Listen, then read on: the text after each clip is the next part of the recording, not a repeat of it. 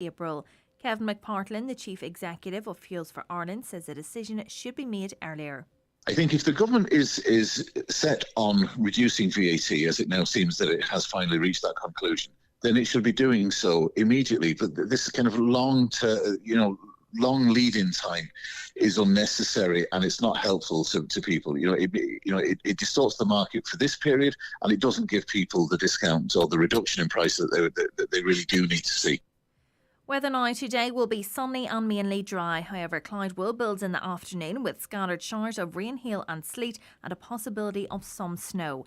Highest temperatures of 5 to 8 degrees. That's all from Highland Radio News for now. We'll be back with news again at 10 o'clock. Until then, good morning. Often in life, you're told things are better together. Well, in this case, it's true. Blackrock Health is Ireland's newest private hospital group, uniting 3 respected modern hospitals and a diagnostic clinic, conveniently located at the Blackrock, Galway, Hermitage and Limerick clinics. We offer quick and easy access to world-class clinical care and comfort, helping our patients make a faster recovery. Put your trust in our care. Learn more at blackrockhealth.ie. Blackrock Health. Better together. The 9 till noon show brought to you by Kelly's Toyota. Test drive Toyota's incredible self-charging hybrid range at our showroom, Port Road, Letterkenny. And now, it's time for the talk of the Northwest. The 9 to noon show with Greg Hughes on Highland Radio. Hello, good morning, and you're very welcome along to another edition of the 9 till noon show on the 31st of March, last day of the month. It's 4 minutes past 9. How are you keeping? Hope you're staying well. Hopefully you're going to stay with us. Plenty coming up on the show to keep you informed and entertained. We want you to get involved as well, of course. You know the numbers, do you? 086 60 25,000. That's your WhatsApps and your texts. So give us a call to 07491 25,000. Jump on our social media, by the way, if you want to watch the programme. Highland Radio Ireland on YouTube, where you can see our guests and just watch the programme. You can do so on Facebook, Highland Radio or Highland Radio News and Sport, or preferably go straight to our website, highlandradio.com. The link is there. Right, let's go through the newspapers as it's a Thursday. Lots of front pages out there today. Let's start with the Donegal Democrat. This morning, St. McCartan's Primary School in Bundoran will have seen its school population increase by over 10% in just 4 days as young Ukrainian pupils join their ranks. All are children refugees from Ukraine who've been forced to flee their country following the Russian invasion just over a month ago. And with 20 additional Ukrainian pupils also attending today at the local secondary school, Maina College, 50 children have been absorbed into the local education system in a matter of days. St. McCartan's School warmly welcomed its first cohort of 21 Ukrainian pupils on Monday, and now that number has risen up onto 30. On to the Tyrconnell Tribune this morning, and a faulty sewage system has been discharging heavily polluted effluent from a housing estate in Milford into Mulroy Bay for the past 15 years. That according to local residents of the area. Councillor Liam Blaney has said the delays in getting remedial action done is very frustrating for everyone in the area, and he's working with council officials towards a new system being put in place sooner rather than later. The effluent is reaching out well beyond the holding tank serving the Grey Rock estate, and it is spilling into a fast-moving stream before reaching Mulroy Bay, close to the former bakery and flour mills. The Grey Rock estate has 20 houses and was constructed over 20 years ago by a private developer. And this week, residents told the tribunal they have given up on any immediate action by the authorities, and they've revealed details of communications with the council as far back as 2010. Their original concerns related to the completion of services on the estate. Okay, if you're affected by that. Right, okay, well, there's other people affected by sewage systems in Letterkenny, in fact. And we're going to be talking to some residents in the Thorndale area. This is what they're having to listen to at night, by the way. Listen to this.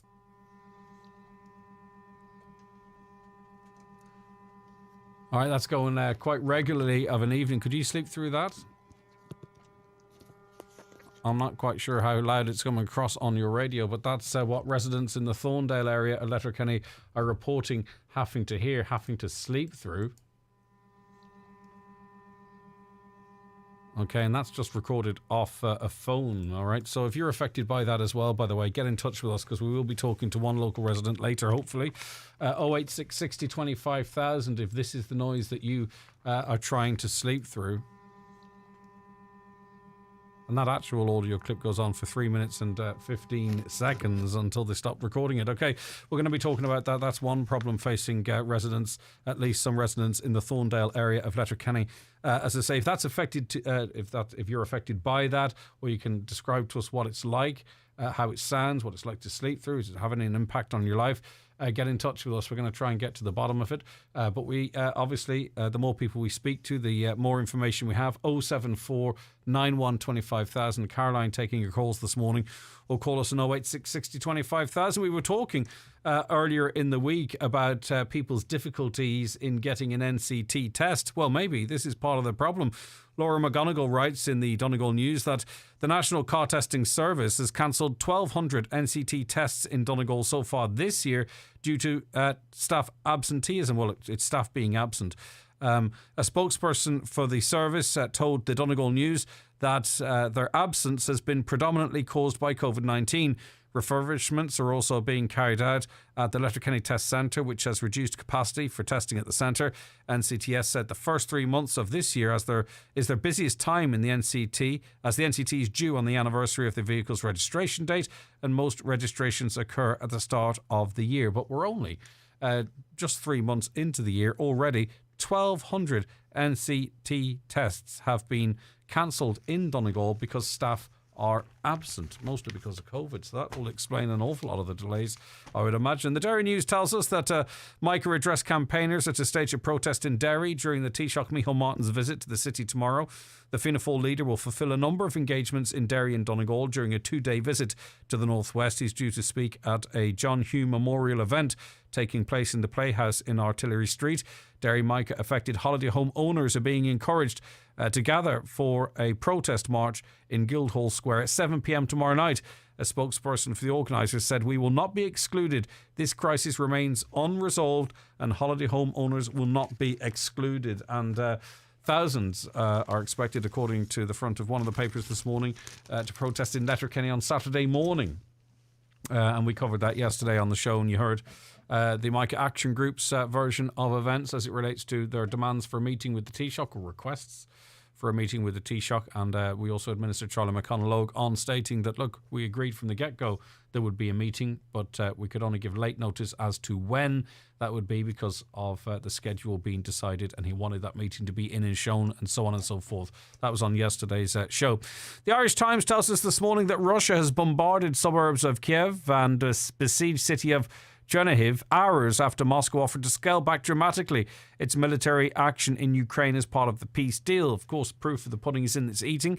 There are reports today of troops falling back, but the concern is from within Ukraine that they are going to be redeployed to the east, to the Donetsk region to pursue their objectives there. Well, Russian President Vladimir Putin has demanded Ukrainian troops surrender the city of Mariupol before Moscow will allow humanitarian evacuation of the devastated southern port city where thousands are feared dead. But things move very quickly, actually, and we'll see how it goes. But there is a ceasefire or a cessation of hostilities in Mariupol. It just started at 9 o'clock today, and that is apparently in association with the Red Cross, who are bussing in supplies which are very much needed, but also bussing out people. So we'll see. Hopefully that ceasefire holds, and those people in Mariupol, I can only imagine what they are enduring, regardless of what you think. It's awful what's happening there. Anyway, after a telephone call with Emmanuel Macron on Tuesday night, Kremlin officials said Mr. Putin would think about a proposal by the French president to give Mariupol's residents access to food, water and medicines and leave the city if they wish. As I say, that seems to have progressed. This extremely degrading humanitarian situation is linked to the siege of the city by the Russian armed forces, said the Elysee Palace. Okay. Fuel and the cost of fuel and its potential to be rationed is on the front of many papers as well today. But the cost as it relates to the cost, the Irish Independent tells us that staff at the state-owned ESB continue to get massive discounts on their electricity bills despite its energy supply subsidiary announcing double-digit price hikes. The semi-state 7,800 staff are still entitled to a €670 discount a year on their electricity bills, nearly half the average annual bill. Electricity Ireland parent company ESB admitted staff get a 55% discount on the first 1,000 units of electricity on the bill they receive from the company every 2 months. I don't begrudge them that, though. I mean, is the Irish Independent seriously trying to embarrass the ESB into reducing this benefit for their staff?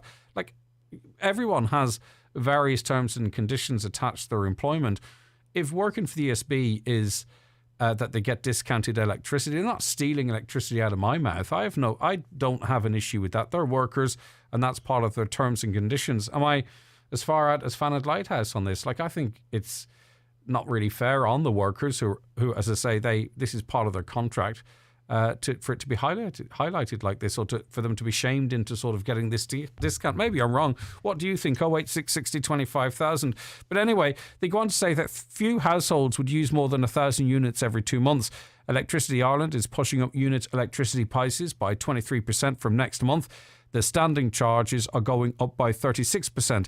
It's the third electricity price rise in 18 months. Gas unit prices are going up by 25%.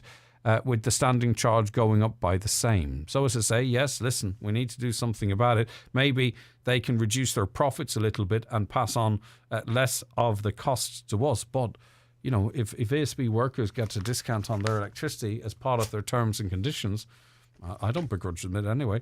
The Irish Daily Mail continues with this story. The Taoiseach has warned that the government is concerned about securing fuel supply next winter as customers continue being hit with soaring costs. He's looking at what's happening in Germany and I think is it Holland? They're also setting up and warning their population that rationing may be a thing.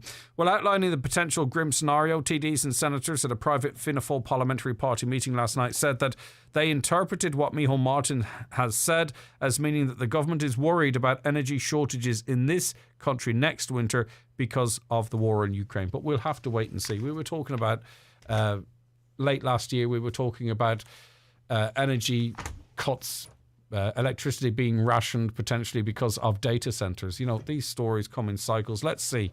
Let's wait and see if it happens or not. We can see the likes of the Americans. They're releasing an awful lot of oil onto the markets, their reserve of oil. There's ways around it. Presumably, hopefully, they'll find a solution. It's getting very expensive to farm. We know that, of course, and the cost of silage is set to hit €50 a bale. The cost of making a round bale of silage is set to increase to between €45 and €50 a bale this summer.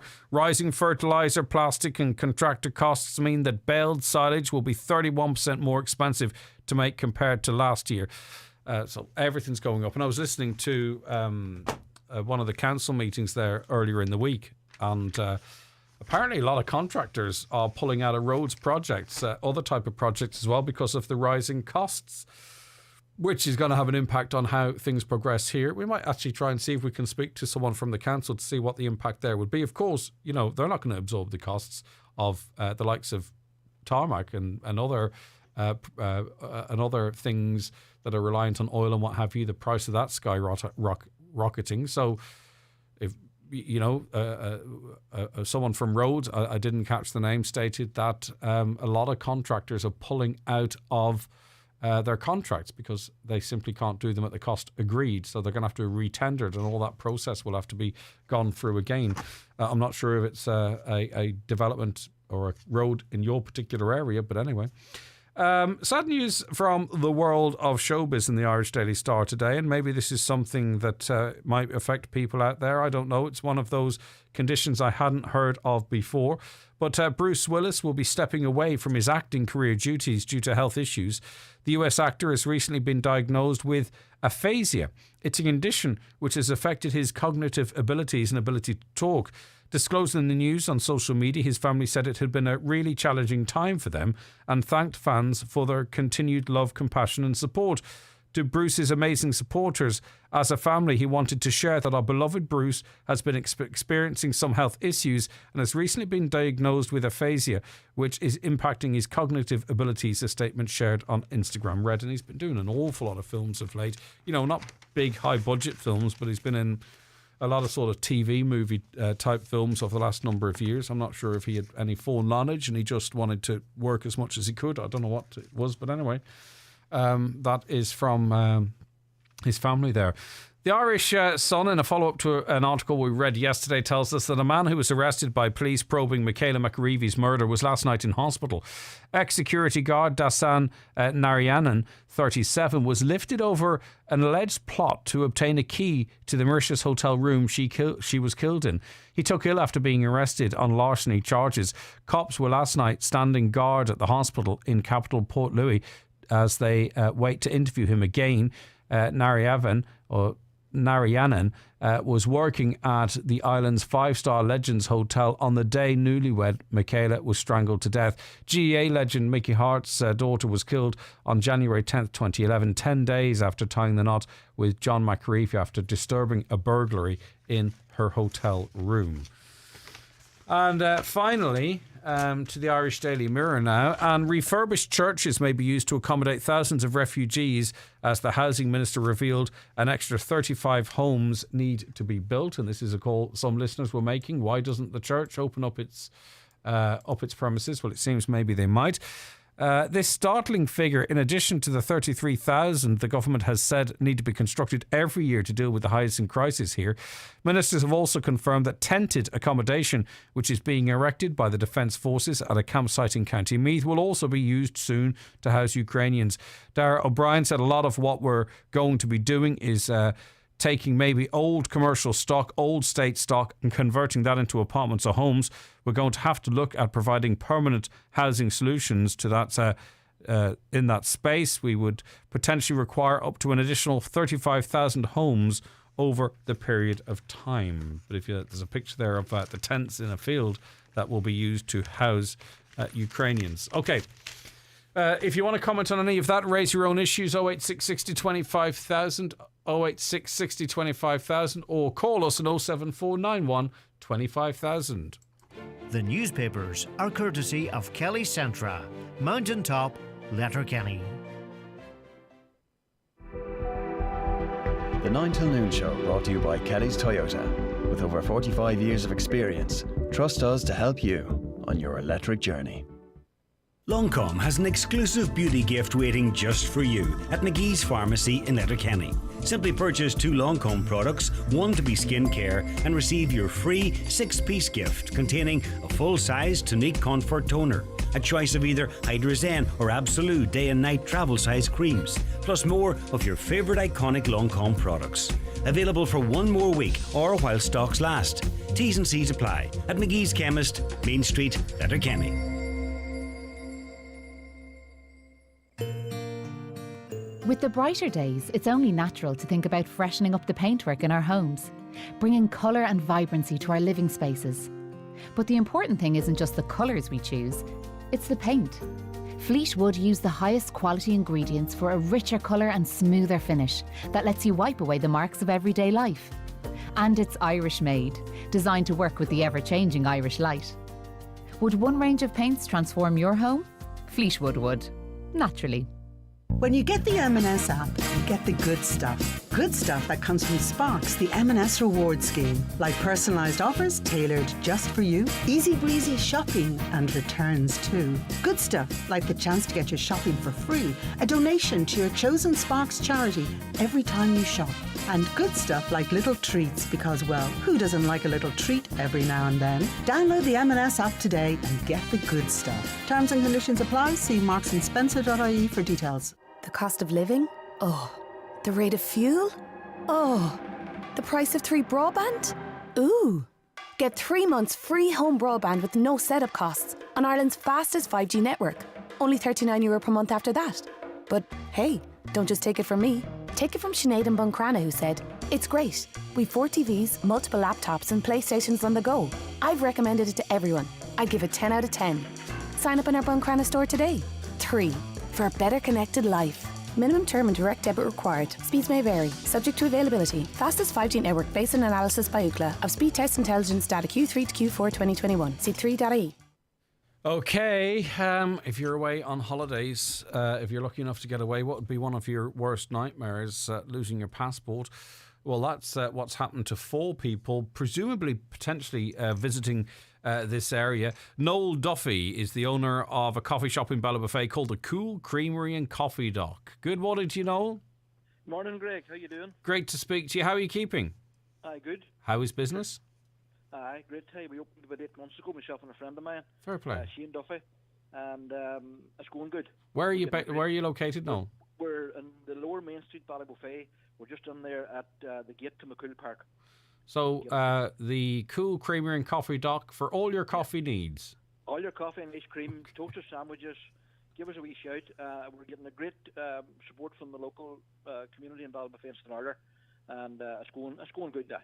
That's not what you came on for, but I wanted to give you an opportunity to speak about your business while you're on, because it's great to see new enterprises starting, and the more they, the better they do, the better for everyone. So fair play to you and your partner, your business partner. Right, okay, that's not what we're on about, because yesterday 4 people, or 3 or 4 people were 5 people, were in having a lovely cup of coffee and whatever else. Tell us what happened. Well, they were sitting outside, and after they left, I went down yesterday evening, and the young lad works in the shop had said they forgot a handbag, and it was hanging on a chair outside. So we were closed at 5:30. This was around 4:30, and we looked in the bag, and there was 5 passports in it, Spanish passports, and the first one we opened was a child's passport. So we just closed up the bag. We didn't rummage through it. We didn't look into the bag. We just left it at that.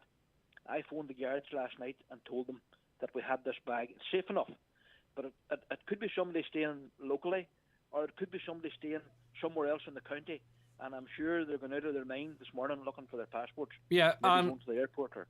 My Spanish isn't great, so they might not be listening to me, Noel. So really, we're looking at maybe people working in a hotel, that's right. Airbnb, a bed and breakfast. Maybe they're even in a camper van or whatever. Yes. But they're going to be hamstrung without these passports. But they're safe in your possession. So. We're putting the call out there. We want to reunite these passports with I presume they're probably tourists, aren't they? Probably tourists. Yeah. And if they're somewhere else in the county and they get in touch with me, I'll go and meet them halfway or go to wherever they are and bring them the passports. Now that's a Cade Meal Fulton and a half, isn't it? No, fair play to you. Yeah. Okay, so we have 5 passports, Spanish passports. It seems to be a family because one of them is a child. They were out enjoying their coffee in Ballybofey at the Cool Creamery and Coffee Dock. You've got them. They are safe, and we are now trying to reunite them with their owners. Isn't that it, Noel? And if they get in touch with us or ring the Garda station in Ballybofey or Letterkenny, and they'll get in touch with us, and we'll get them back to them. Okay, brilliant stuff, and continued success into the future. Thank you very much. All right, Noel, thank you very much indeed. That's Noel Duffy there of the Cool Creamery and Coffee Dock. So 5 passports, seems to be a family.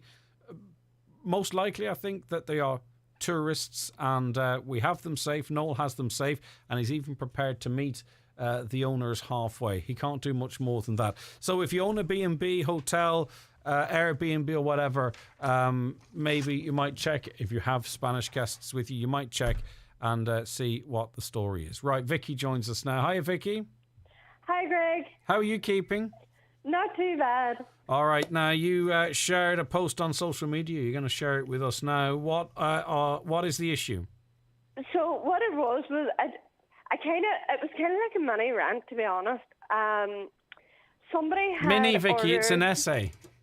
No, it was actually a wee mini one. No, I'm only not joking. Too bad. I'm only joking. So somebody had ordered a headpiece that was to be lifted in May. Now, this headpiece takes about a week to make. Everything's hand sewn onto it. The band needs to be covered and everything else. Quite a kind of detailed piece. So I contacted her, just started the headpiece, and I contacted her, and I got, well, maybe I might lift it here, and maybe I might do this, and maybe, actually, do you know what? I'm in no rush. I might get it at this time. And I was like, I need to know, do you want the piece? You've ordered the piece, and I've turned people away for this. And then somebody else asked me then, they were like, oh, I've got a wedding on Friday and I need a headpiece. And I was like, yeah, no bother. And she was all, want a white one. And I said, no, this is 7 o'clock in the morning. So I sent her videos and pictures of what I had available that was ready. And she was like, yes, I want that one. That's what I want. And she was all down today to lift it. And sent her on the price and stuff for it. And she was perfect. She says, I'll be in the day. She never turned up. Now, everything, I box everything up and present it really well. Because it's handmade, you want to make. There's no point in spending hours doing these pieces and just throwing them into a bag. It just doesn't look good. So she never turned up anyway and just stopped replying. And I just got sick of it because it's happened a few times now. And I just put up a rant, a mini rant. And what do you put it down to, Vicky? Because it's a very specific item. Do you know? It's just people have no respect. Yeah, but do you think they're ordering in multiple places to make sure they have one on time, and if one comes through, they say, "Well, stuff it. I'll not even worry about the ones that I've ordered." Or I'm trying to. No, I don't even think it is that. Yeah. And that's being completely honest. I don't even think they're doing that. I think it's just they're like, oh, sure, what do you call it? Oh, I don't know. I'll just buy it on eBay or something.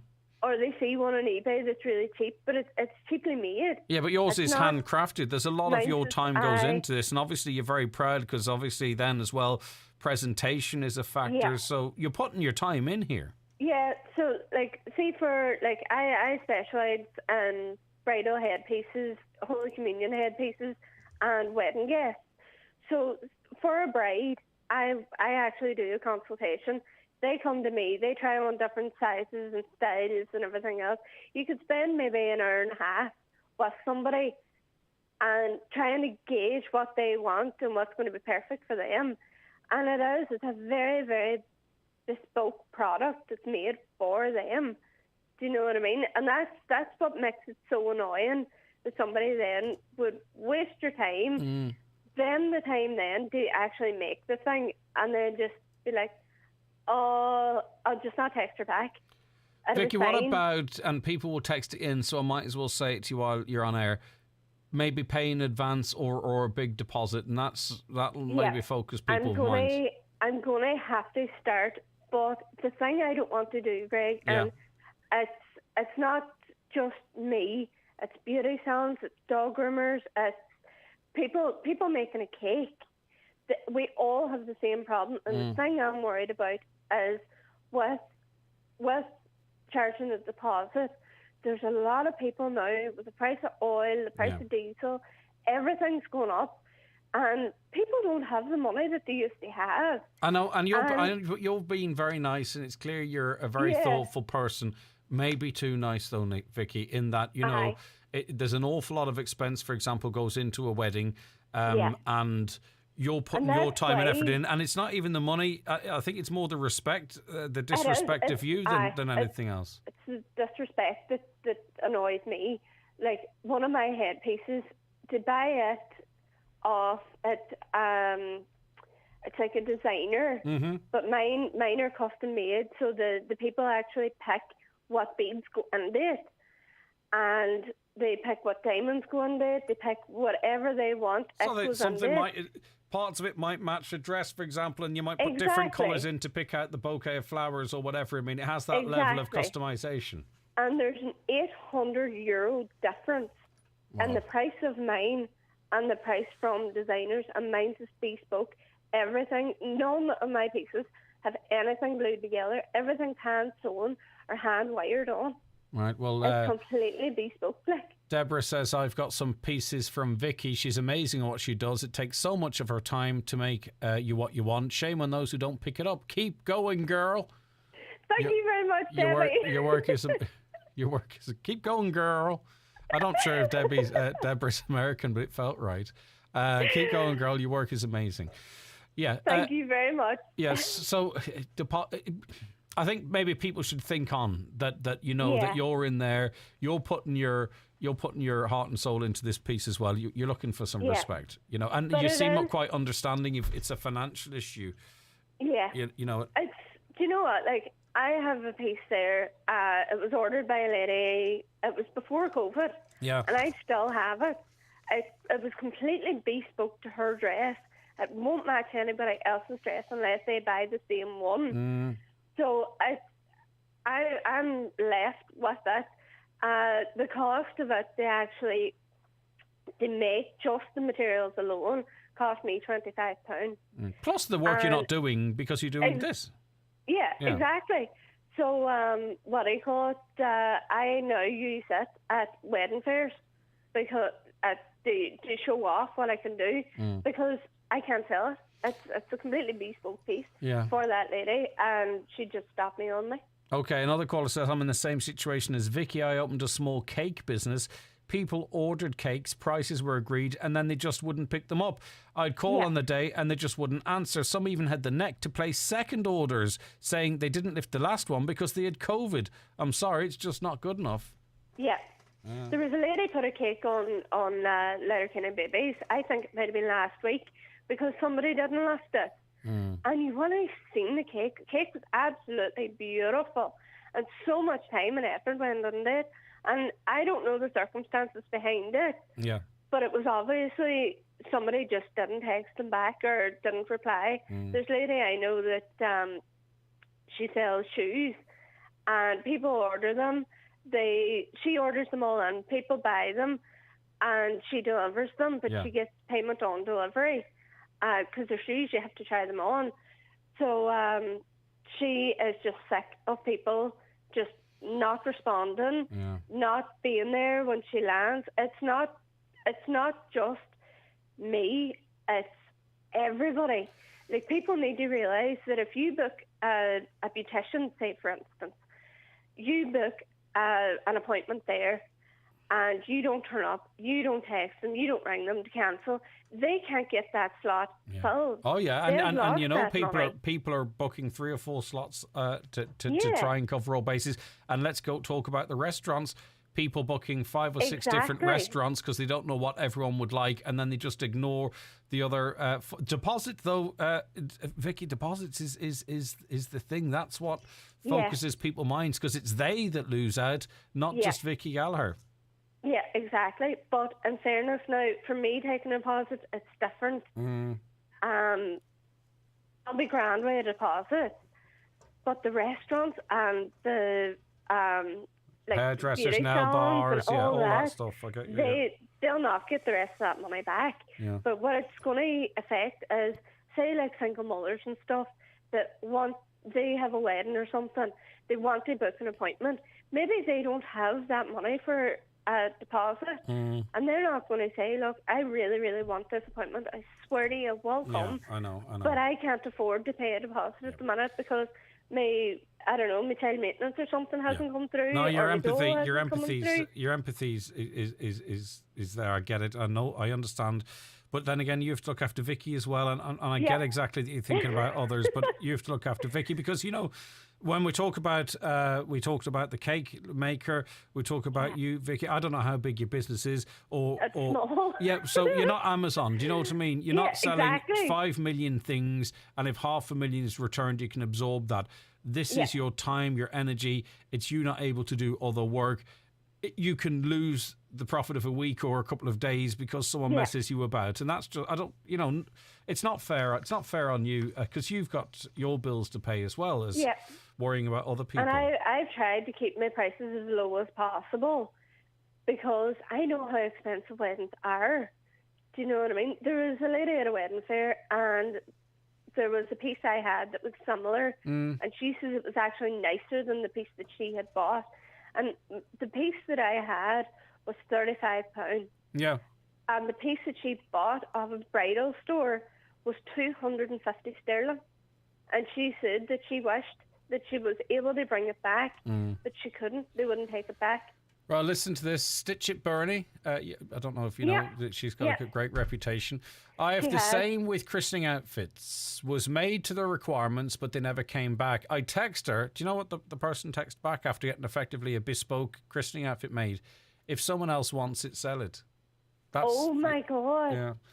I know how she feels, says Anne Love. I do crocheting, isn't it? And a woman asked me to make her table mats. I made them and said I would deliver them to her. She said, that is great. Address and all. Called me on the day and said the sister got her some and she didn't want them. Wow. And this is handmade stuff, hand crocheted stuff. God. And Anne Love, the person rang up and says, I don't need them now. That's unbelievable, isn't it? There's more people like this. I have the same issue as Vicky. I have a small business. I find people in employment are mostly guilty of this. I know self-employed people know the impact of doing such a thing and are less likely to do it. Another, this is a problem with sales on Facebook. People don't see them as real businesses. They see them as a side business. Well, they shouldn't because they are real businesses. And another, Vicky, charge them once they place the order. They'll get a lot more respect then. If they decide not to take it, then they lose their money. But Vicky, I get a feeling that you work with your clients, right? And you understand it and you'll say, look, no problem. And the majority you have no issue with, but there's a couple that betray that trust and that understanding, and it's you taking the hit. And I think that's why you're reluctant to get down the, no orders before deposit and all that kind of stuff. And I get that. I get that. I understand how many people booking weddings and stuff like that through COVID. They've lost a pile of money with maybe DJs not being able to do their new dates, but they're not giving back, say, deposits or whatever because they're non-refundable. The person has had to move their date because they haven't had, say, they have a big wedding, but they weren't allowed the numbers, so it was their choice.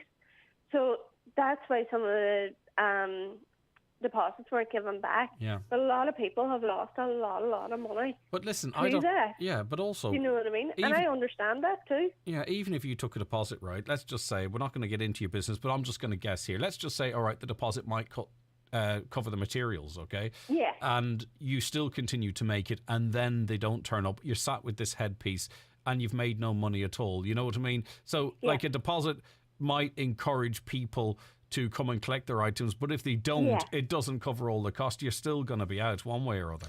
Yeah. Yeah, I get you. All right. Listen, how do people get in touch with your business, Vicky? If you want to say it on air, it's up to you if you don't. Yep. No, I'm Love Me or Hat Me.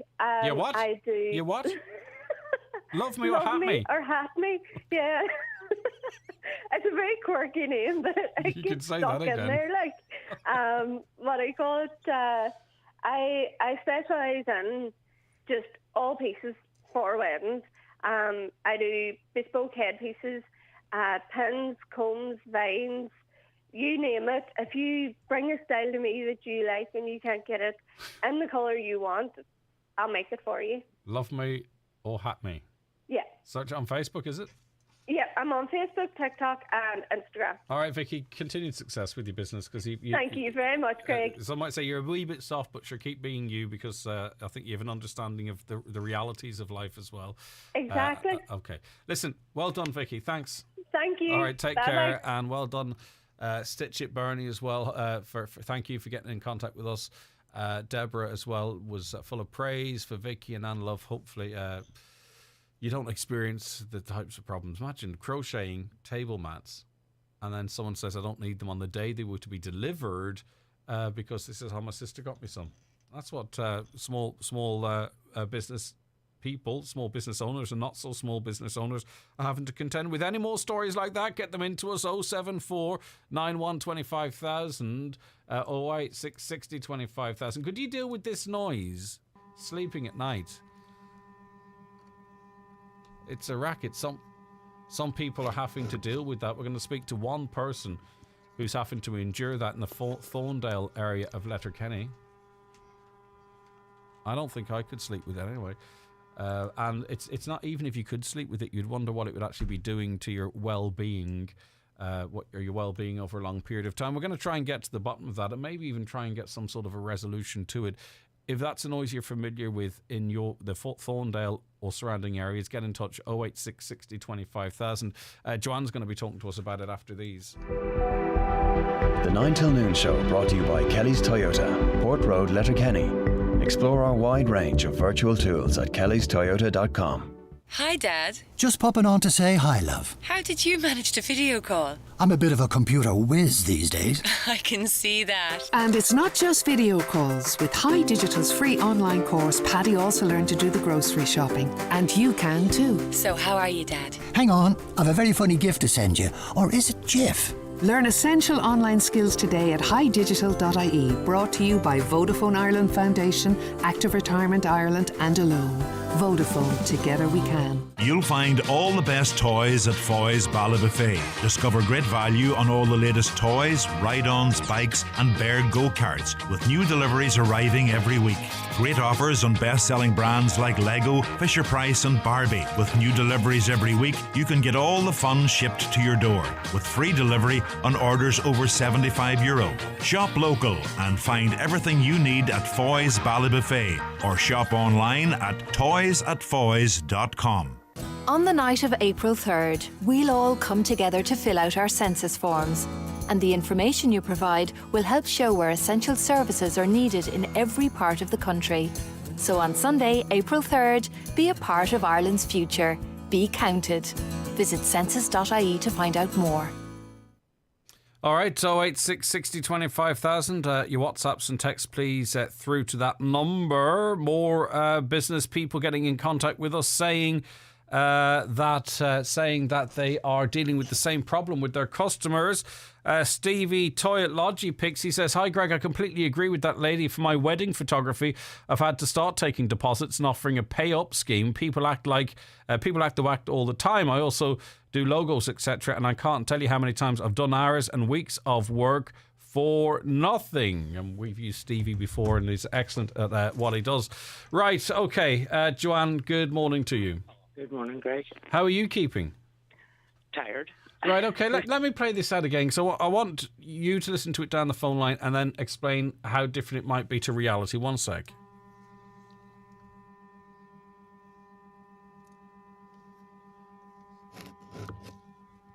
Right, so tell us how you recorded that audio, Joanne. From my back garden, from my back door last night after 11 o'clock. And this has been going on all day yesterday. From after about 9:30, it got louder and louder. But this has gone on for months, and it's just progressively getting louder each night. And do you know what it is? It's the sewage plant. So that's like the humming of a motor or something there, is it? Yeah, it seems like it, but when they've been contacted a few times, and each time that they're contacted, they can actively turn it down while after the phone call. But then when they leave the plant and there's no one on duty, this noise just constantly gets louder and louder.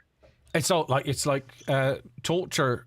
You know those old videos we've seen where prisoners are try to bring them around to the captor's way of thinking by bombarding them with noise. Completely. Yeah, and say you're lying in bed, can you hear it, Joanne? Or can your young ones hear it? Yes, and my kids sleep to the front of the house, so they're kind of sheltered with the house to the back, but I sleep to the back. I can't sleep with the window open because the noise is just like it's in the room with me constantly. And I have very good hearing. Even with the double glazing windows and them closed, I can hear this in bed. Yeah, but it sounds like the tone of a noise that kind of reverberates through the house. I'm not trying to exaggerate, but it's but it is. It's like a penetrating low. It's high pitched, but it's like one of those penetrating low, constant humming noises that sort of vibrates. Yes. That's how it sounds through the radio, anyway. Oh, it is. It's completely like I don't know how anybody can listen to it at night time. And there's other houses here that has single glazing windows to the back. And that must be unreal for them to try and sleep through. Right, so this has been ongoing for some time. It's louder at some times. They can turn it down a little bit if someone's on duty, but they can't if they can't. So how long can you remember hearing this noise for? Well, this is a new plant. It's in there about 10 years, and this has got gradually louder over the 10 years, but over the past few months, it is just unbearable. That is unbearable. And is this a sewage plant that services much of Letterkenny, or is it specific to Thorndale? Like, is it a private sewage scheme or system? Much of Letterkenny, I would say. Okay. Is there? Do you know if there's they've put any walls or any soundproofing up between the plant? No, they had said that if the noise was getting out of control, and this is a good few months going back, that they would put up a sound barrier. Mm. But what they do, they go into, there's a football pitch behind, Yeah. and it's called Goose Green, and they go up on the banks of the river to monitor the sound. They need to go into your bedroom, really. Yeah, exactly. It's not monitoring when they go and turn it down and then go out then and do the readings. It is unbelievable at night. Like, I mean, you all got up this morning, you and the 3 children. You know, like, even if you slept, I just wonder what the quality of sleep you would get. Everyone must have been, you know, next to none. tired eyes and cranky. Yes, very cranky, and I think this proves it. I'm on here. Yeah. Your crank level hit 10, and that means that you'll speak to me. Okay. Oh, definitely.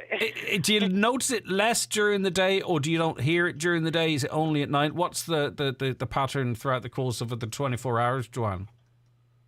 In the morning, about, say, any time after 9 o'clock, it starts off and can progressively get lower, but then it'll drop off. In and around lunchtime, it'll get louder again. But then it's just a constant, that noise is constant right up until, I don't know, I fell asleep last night about 1:10, but I was back up at 6:30. This is just not good enough. It's torture. That's not acceptable, No. Joanne. And as I said, I do wonder. There's been studies done on noise coming from wind turbines and the impact it can have on people's. Now, I'm not sure if that's at a different frequency, and I'm not trying to scaremonger here, but that could not be good for you.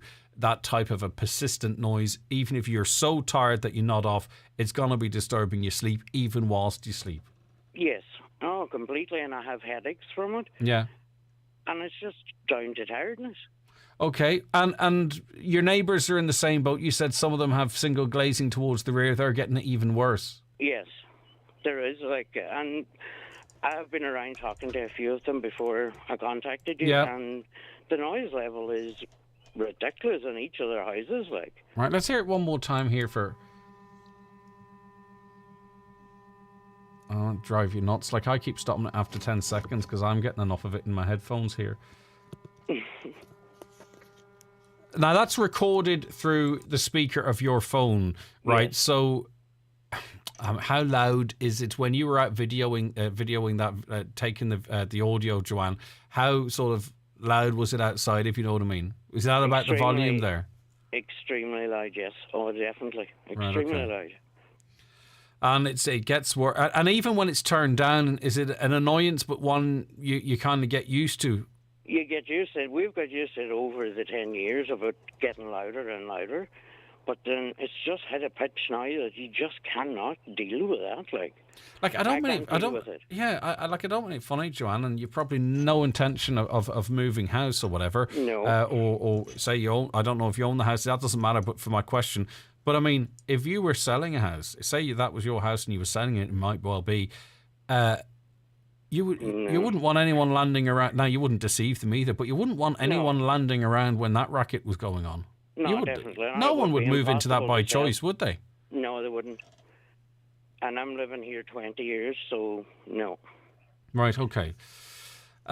We are going to make some calls, make some contacts. That's unacceptable. There's no way, and that's been visited on you. You didn't build a house beside that. That was built beside you. Yes, so that's exactly, this is not your fault. This has been imposed on you. Mm-hmm.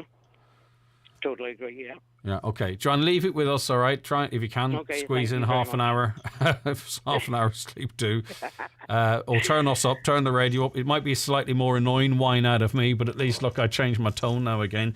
But listen, we'll try and sort something out, all right? At least raising awareness about it. And if other residents in the area get in contact with us, the more that do, the stronger our inquiries can be. But we're going to get on it, Joanne. Maybe we can do something, maybe we can't, but leave it with us. Is that all right? Okay, thank you very much. And thanks for raising it with us. That's Joanne there. She's a resident in the Thorndale area. And this is the noise that was ongoing last night at 1 o'clock. Was it around 12 or 1 o'clock? It starts at 9. And it keeps going and going and going. And if they complain sometimes, it can be turned down. So I presume they can maybe turn down the rotations on whatever. That sounds like a turbine of sorts. So maybe they can slow it down. That drops the noise. But there has to be a way to bushings or sound barriers or something. You couldn't live with that long term, could you? What do you think? 086 60 25,000, 086 60 25,000, or call us on 074 91 25,000. It is the 9 till noon show. We've got loads coming up on the programme. We want you to stay with us. And we will have more in this hour of the programme after we take these messages. The 9 till noon show brought to you by Kelly's Toyota, Port Road, Letterkenny. Home of the new Pro A City, your perfect business partner. With passengers boarding for the holiday of a lifetime, please go woo! Highland Radio wants to send you on the holiday of a lifetime. Worth 10,000 euro. Plus £5,000 spending money. Woo! Get your ticket now at highlandradio.com. Answer the question and start packing. Start packing. Woo-hoo! Draw takes place April 14th on the 9 till noon show. Start planning your ultimate getaway. Only on Highland Radio. Donegal Hearing Clinic, now open at Pierce Road, Letterkenny and Buncrana. Now offering state-of-the-art rechargeable hearing aids free with your PRSI. Also pain-free microsuction wax removal services. Call 074 91 88470 or donegalhearingclinic.ie. Life sounds brilliant with Donegal Hearing Clinic. Greatness isn't something you're born with. It requires work, dedication, self-belief, and support. In 2024, Team Ireland will travel to Paris with the hopes of a nation on their shoulders. And Permanent TSB will be supporting them every step of the way. So when our Olympians and Paralympians take to the world stage, let's come together in raising a nation to greatness. Permanent TSB, proud sponsor of the Irish Olympic team and the Irish Paralympic team. Hello there, this is Daniel O'Donnell here, and I'm delighted to be able to tell you that we're coming back to the Millennium Forum in Derry for a couple of concerts. We're going to be there on Wednesday, August 31st and Thursday, September 1st. Both these shows are going to be taped for American television, so I hope you can join us. See you then. That's the Millennium Forum, August 31st and September 1st. Highland Radio weather updates with Ireland West Airport. Gatwick's back. You can now fly daily to London Gatwick with Aer Lingus, the perfect gateway to explore South London. Ireland West Airport, you're flying. All right, after the frosty start, it'll be sunny with mainly dry weather overall. Cloud will build a little later in the afternoon, and there'll be scattered showers of rain, hail and sleet, with a possibility of some snow on the hills and mountains. Temperatures of 5 to 8 degrees and feeling cold in a moderate to fresh northerly wind. I can deal with I don't mind the cold as long as it's dry and relatively still, and that's what we have at the moment, which is cool. Right, Vicky is right. People don't care. Yeah, indeed.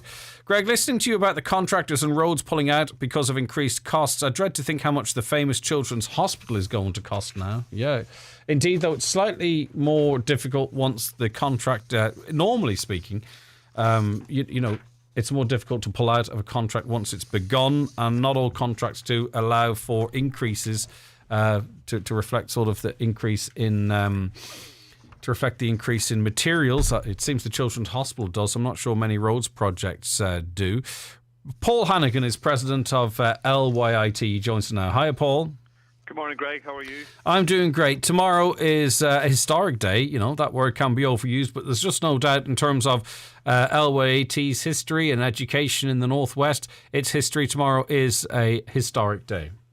It is, I suppose, today and tomorrow, like today, is the last day of existence of LYIT as an institute, so it formally finishes off tonight, and then we move into the Atlantic Technological University from tomorrow. So it's a big day in terms of the new governing body of the university will meet here in Letterkenny tomorrow, and they'll appoint a new president, and then the new institution will kick off from there. So we're all excited about the developments that are happening currently. And what are you calling it casually? The ATU, or going for the full title Atlantic Technology Universe? Well, I suppose we want to get the title into people's minds first of all. So, we're very anxious that the Atlantic Technological University will become part of the normal parlance of people generally. I think it's a very strong name, and I think it captures a lot of the region that we're talking about. But I think obviously ATU is easily said and easily remembered, and that's obviously become part of the language fairly quickly as well. Yeah, I get you. And what does it mean? What actually changes tomorrow? Well, other tomorrow, than the name? You have a situation where you're setting up a new university with a new president, a new governing body, a new academic council. All those things have to be put in place, and there'll be one president, one governing body, one academic council. So that unifies the three existing institutions into one from the very beginning. Mm-hmm. And then, we've really got to look at structures, and the new president will be considering this as what's the most efficient structures for running the organisation, while at the same time, we have to operate as one, and as a new university, we're also very conscious of the regional dimension. Yeah, but in terms of courses, or in terms of accreditation, what changes? Well, what changes really, I suppose the biggest change from anybody's perspective is the sheer scale of the institution. We're moving from, Letterkenny IT is an institution of 5,000 students with around 400 staff. We're now moving to an institution with 22,000 students with 2,500 staff, and all of the additional, power and strength that comes with that as an overall technological university. When the dust settles on all of this around the technological university sector, with the new universities being set up, you'll have the Dublin Technological University as the biggest one, and we'll be the second biggest. So from our perspective, our bargaining power has improved, our scale has improved, and we should be able to bring a lot of the capacity and capabilities of the other campuses within the university to bear here in this region as well. All right. What does it mean, not asking you personally, but obviously we know you and we talk to you, and you're our first point of contact as president of LYIT. You've talked about there being a president overall, the Atlantic Technology University. So what is your role in all of this going forward? Yeah, well, I suppose my official role as president of Letterkenny IT finishes today. It's the last day. Obviously, if Letterkenny IT doesn't exist anymore, then the president doesn't exist anymore either. So, well, the title at least. The title, yeah. So the new structure will emerge fairly quickly under the new president, and hopefully I'll be retained in a role to contribute significantly to the Letterkenny and Killybegs campuses under the Atlantic Technological University Donegal label. Okay, Paul, and I wouldn't have asked that question if I realised that was a process ongoing. By the way, I wouldn't have. As I say, we'll see how that pans out. Exciting times. Obviously, there's progression, and progression is good, but it's the end of an era. But the start of a new era. And at the 50 years, we were celebrating our 50th anniversary this academic year. And, you look at the decisions that were made back in 1971 to set up the Donegal Regional Technical College here at the time, and then ultimately moving into the Letterkenny RTC and into LYIT. And, off those 50 years, I've been here for 24 of those, and you just see the changes that have occurred. But the initial decisions to set up the college in the first instance in Letterkenny was a really brave one. And do you know what we might do, actually, Paul? Because we're just against 10, and it's actually maybe reflect on the 50-year history in a longer, sort of more formal format. I think that would be really useful to mark that, and I would hope that you'd be a big part of that, if that's okay, Paul. That's no problem whatsoever. Thank you very much indeed, and good luck with today and tomorrow and the future. Thanks, Paul. All right, Greg, thank you. Okay, that's Paul Hannigan there. Okay, back after the news and obituary notices. Live, on air, online and on the Highland Radio app. This is Highland Radio News.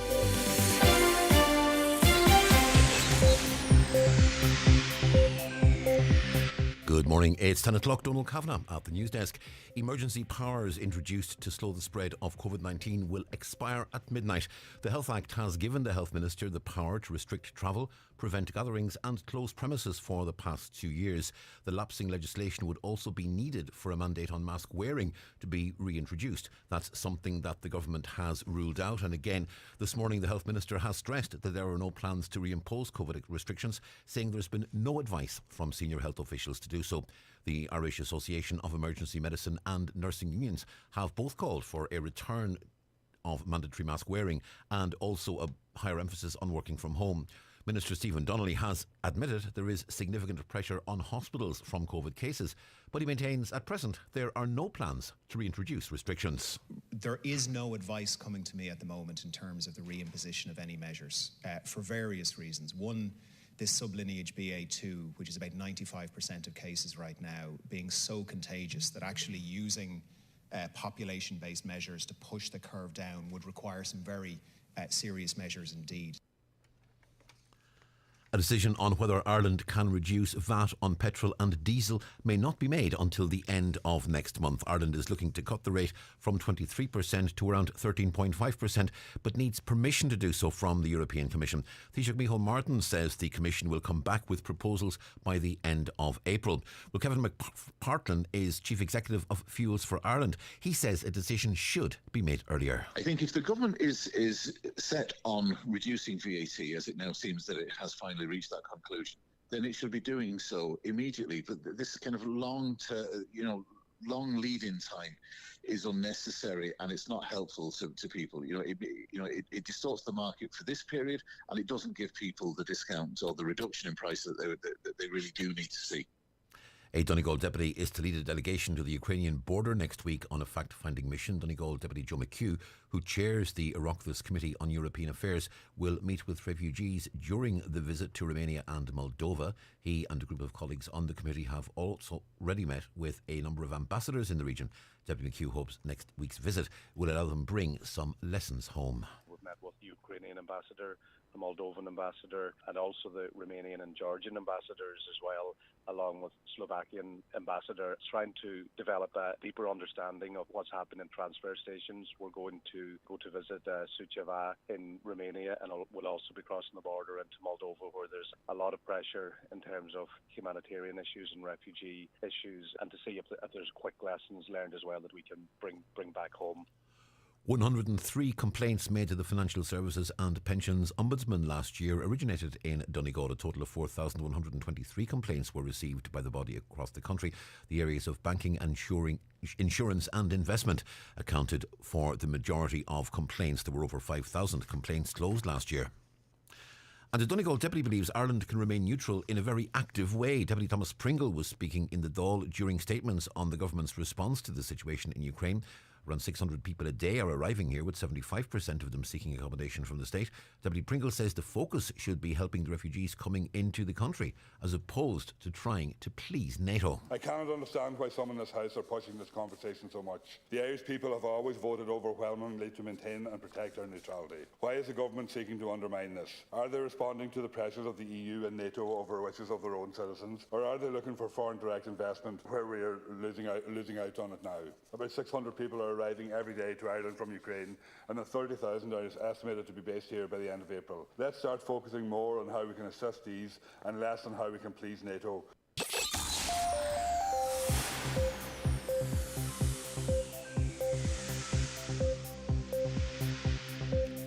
Weather forecast, and after a frosty start, it'll be sunny today with mainly dry weather overall. Cloud building in the afternoon with some scattered showers of rain, hail and sleet. A possibility of some snow on hills and mountains. Highest temperatures 5 to 8 degrees Celsius. Feeling cold in a moderate to fresh northerly wind. Some showers in coastal areas tonight, some of them wintry. Widespread frost expected with lowest temperatures between -3 to +1 degree Celsius in a light northerly breeze. And tomorrow, Friday, it'll be dry to start, but after a cold sunny morning, we'll see more cloud and rain developing in the late afternoon. Top temperatures tomorrow 5 to 8 degrees Celsius. That's Highland Radio News. We're back with news again at 11 o'clock. Until then, from the news team, good morning.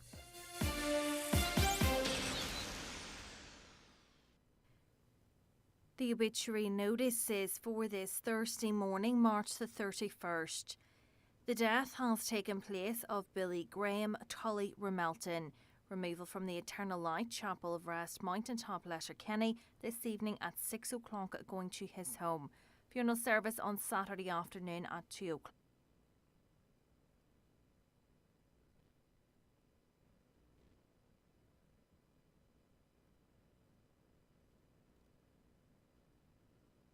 Remains will be reposing at the Eternal Light Chapel of Rest, Mountaintop, Letterkenny, this evening from 7:30 until 9:30. Funeral Mass at the Church of the Irish Martyrs, Letterkenny, tomorrow afternoon at 1 o'clock. Burial afterwards in Comwall Cemetery. House strictly private, please. The funeral mass can be viewed on the Irish Martyrs Facebook page. The death has taken place of Patrick Duffy, Carrick Taskin, Derrybeg. His remains will repose at Rorty's Funeral Home Gweedore from 3 until 8 o'clock today, and tomorrow from 5 until 6:30. Rosary tonight at 8 o'clock. Removal at 6:30 tomorrow evening to St Mary's Church, Derrybeg, for 7 o'clock to repose overnight. Funeral Mass in St Mary's Church, Derrybeg on Saturday at 12 noon, with burial afterwards in Maharagallen Cemetery. The funeral mass can be viewed live on Kieran Rorty, Funeral Director Facebook page and on the parish webcam. The death has taken place of Gerard Cunningham, late of Thomas Court, Bon, Dublin 8, and formerly of 7 Pierce Garden, Strabane. Funeral leaving his nephew Gerard Cunningham's home, 77 at Lisnafin Park, Strabane, tomorrow morning at 9:15 for Requiem Mass in St Mary's Church, Melmount at 10 o'clock. Interment afterwards in the adjoining cemetery. Requiem Mass can be viewed live on melmontparish.com. The death has taken place of Lily Donaghy, née Care, 29 Columban Terrace, Strabane. Funeral leaving her home tomorrow morning at 11:20 for Requiem Mass in St Mary's Church, Melmount at 12 noon. Interment afterwards in the adjoining cemetery. Requiem Mass can be viewed on melmontparish.com. The death has taken place of Brendan Gallagher, Monclink, Galdonna, Manor Cunningham. Brendan's remains are reposing at his late residence. Funeral from there tomorrow morning at 10:15, going to St Columba's Church, Dromahal for 11 o'clock Requiem Mass. Interment afterwards in the adjoining churchyard. The death has taken place of John Harkin, Glencroe, Moville. Remains are reposing at his home. John's funeral mass will take place on Saturday morning at 11 o'clock in St Pius X Church, Moville, followed by burial in Ballinacray Cemetery, Lekamy. Family time please from 10 p.m. until 11 a.m. Family flowers only please. Donations if desired to the Donegal Hospice, care of any family member. John's funeral mass can be viewed live on movilleparish.com. The death has taken place of Mary McHugh, née McMullen, 74 Ardconnell, Glenties. Remains reposing at her late residence. House private to family and close friends only please. Removal from her home tomorrow morning to St Connell's Church, Glenties for Requiem Mass at 11 o'clock, with burial afterwards in the local cemetery. Family flowers only please. Donations in lieu of desired to Killybegs Community Hospital Patients Comfort Fund, care of James McGuinness and Sons Funeral Directors. Funeral Mass can be viewed live on churchservices.tv. The death has taken place of Teresa Coskelly, née O'Reilly, Thorndale, Letterkenny, and formerly of Lower Ard O'Donnell, Letterkenny. Remains reposing at her late residence, Thorndale, Letterkenny. House strictly private please, at the request of the deceased. Funeral Mass in St Junan's Cathedral, Letterkenny this morning at 11 o'clock, followed by burial afterwards in Comwell Cemetery. Family flowers only. Donations in lieu of desire to the Donegal Hospice, care of any family member or Jim McGlynn, Funeral Director. The death has taken place in London of Christy Tinney, Hammersmith, London, and formerly of Grahamsland at Castlefin. Funeral Mass in St Augustine's Church, Hammersmith at 12:15 tomorrow, followed by interment immediately afterwards. Funeral Mass can be viewed live on the parish webpage. The death has occurred of Father Patrick Duher, Columban Fathers, Dalgan Park, Navan, County Meath, and late of Gorta Clare Road, Cleggan North, Dunamana, Strabane, and Puri Mission. Funeral Mass this morning in St Columba's, Dalgan Park at 11 o'clock, followed by burial in the community cemetery. And the death has occurred of Mary McAteer, née McMenamin, White Hart, Rathmullen. Requiem Mass this afternoon at 1 o'clock in St Joseph's Church, Rathmullen, followed by interment in the adjoining cemetery. Family flowers only. The house is strictly private to family and close friends only. The Mass can be viewed on MCN Media. Family flowers only. Donations in lieu to the Lourdes Invalid Fund, care of McElwee Funeral Directors or any family member. For more details, including any family health guidelines for wakes and funerals, please go to highlandradio.com.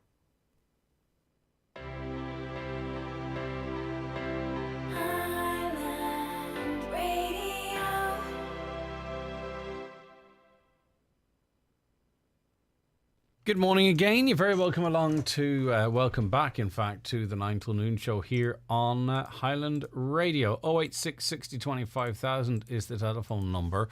That's the WhatsApp number. Some of you messaging us. Anne on Facebook says, "Hi Greg, I'm a resident of Thorndale. It's a torture every night with the noise from the treatment plant. I'm asthmatic and need to sleep with the window open. Because of the constant droning noise, I have to shut the windows. The noise still drives me mad. No sleep. That's unacceptable, isn't it? Good morning, Greg. The attempt of government to railroad Ireland into giving up on neutrality without a referendum is disgusting. The Irish government should be ashamed of using the awful plight of Ukraine to drive this long-held agenda, and the Irish people will take to the streets to protect our neutrality if needed. There's been a couple of surveys on our neutrality, you know, our alleged neutrality, as we've discussed here. We're not actually neutral as such. We aspire to be neutral. We're non-belligerents, but our history shows that we aren't truly neutral. And of course, the only real declaration of our neutrality as such is a line in the is it, which treaty is in 2002? Is it the Nice Treaty? Anyway, but you know, there is a proportion of people out there that says, no, we should be in NATO because we never know if someone might do to us what Russia has done to the Ukraine. So it's not across the board. It's not like there's 90% of people think we should retain what is perceived as our neutrality. But listen, I take on board what you're saying. In terms of people going out into the street, I don't know. Can you ask people, do they know why the driving tests are being cancelled? My daughter has had her test cancelled twice since Christmas. No explanation or nothing. Anyone affected by that or have an insight into that? Get in touch. A caller says, as we read daily, the electricity companies are putting up their prices, and we also read that these same companies are making record profits. Why is the regulator body sitting on its hands and letting this happen as the people were being thrown to the wolves and this government couldn't care less? I suppose it's government interfering in private industry, which is what it is. It was all privatised. If it was state-owned, I suppose, in the whole, it might be different. Greg, I for one don't begrudge the ESB workers their discount, but the government must step in to stop these huge increases in electricity. The ESB made over €300 million profit last year. Surely it's not to hike our bills by 25%. On another note, why is petrol 13 cents cheaper than diesel since last week? Our politicians are keeping very quiet about all these increases. Yeah, I agree with you, and we've said it on the programme before. I think it's scandalous and unacceptable that oil companies, you know, the people that deal with the source material, they are making record profits in 2021. Record profits. And these increases were coming a long time. I know people say, you know, there was an awful lot happening politically that was seeing oil prices increase from middle last year.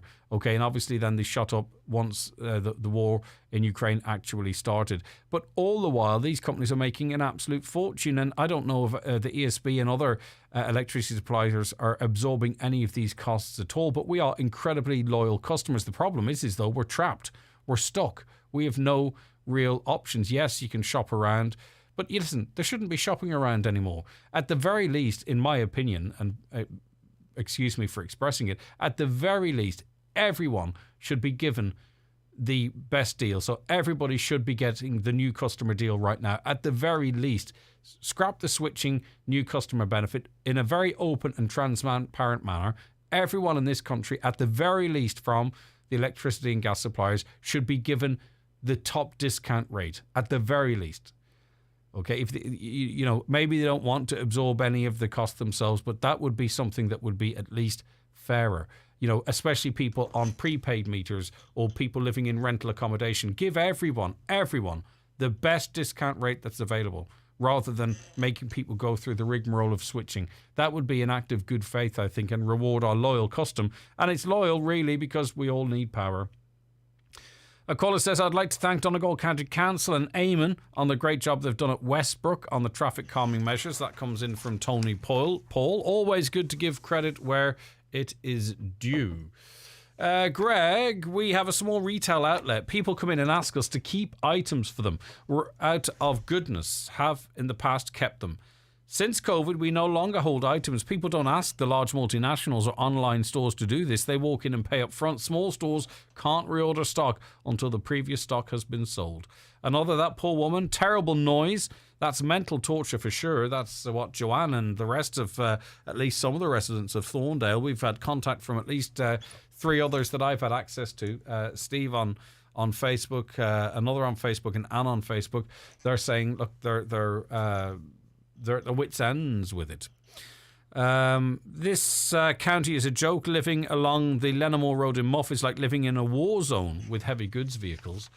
Is that tell us what's going on there? Is that a route that I think we might have done this story before?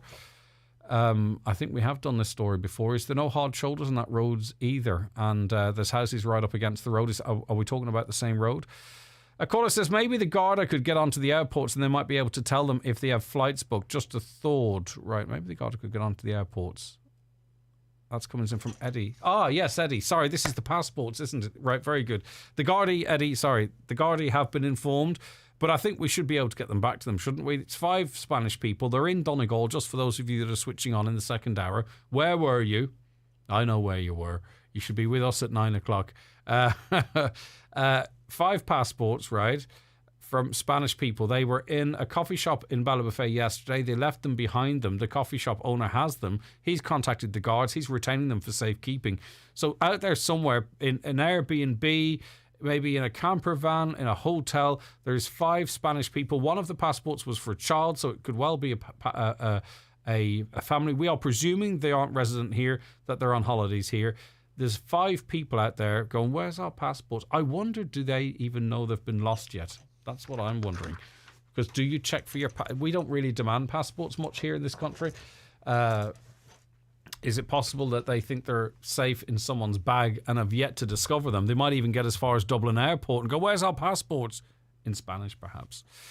Vicky, this is our head dressmaker. Vicky, if people don't have deposits, it's unlikely they'll be able to repay for the complete job. Listen, I think Vicky, from what she was saying, works with her clients, and 9 times out of 10 they do. So that's the impression I got. That lady should always take a deposit. I do for every job. If they want booked in, they need to pay a deposit. I sand wooden floors, and the cost of the lacquer to apply on the floors is the deposit I take. Well done, Christy. Thank you very much. I hope you're busy. I'm sure you are. And last for now, my mother lives beside a factory in Ballybofey at 83 years of age. She can't sleep at night. I think I'm familiar with this story, actually. With the noise from the plant. We've been on to Donegal County Council. We've had acoustic surveys done. The noise is still continuing. The council have done nothing to stop it. The Thorndale residents haven't much hope of getting it stopped. I think I'm familiar with that story of that lady in the Ballybofey area. And also, obviously, now we're familiar with the plight of those living in the Thorndale area of Letterkenny. Right, okay, it is time to remove your bingo books from wherever you store them, to open them, to take your pen and play bingo. Good luck, it's jackpot day. Hopefully one of you will win it. It's time for NCBI Bingo on Highland Radio. It's Thursday, the 31st of March, Jackpot Day. You're playing for the jackpot prize of €5,600 on the pink sheet. The reference number is S4. It's game number 13. The jackpot number is 36. This number can come out in any position from the next 10 numbers drawn. And now, here are your daily numbers. 9, 61, 19, 21, 11, 87, 4, 53, 43, and finally 74. Phone your claim to 9104833 before 8 tonight, leaving your name, contact number and the name of the shop where you purchased your book, and we'll call you back the next working day. Get all your NCBI bingo information at highlandradio.com. The 9 till noon show with Kelly's Toyota, Port Road, Letterkenny, where you can care for your Toyota with a 2-year service pack from €299.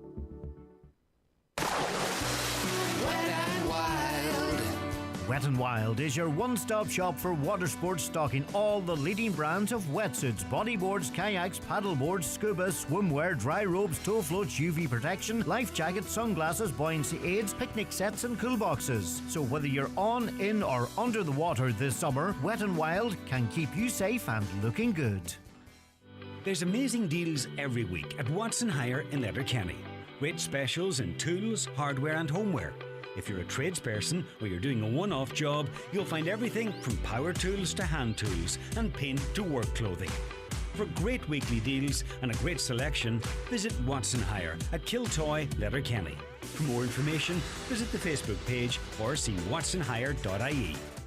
€20 per acre surcharge to make silage this summer. For more in this week's Irish Farmers Journal, here's Paul Mooney. Contractors say fuel surcharge necessary this year due to increased fuel costs. Lakeland moves to introduce peak milk penalty. And our exclusive Red Sea poll reveals 2/3 of consumers are willing to pay more for food to reflect higher costs on farms. Plus, find out how you can get more cows in calf in our spring AI focus inside this week's Irish Farmers Journal, on sale now.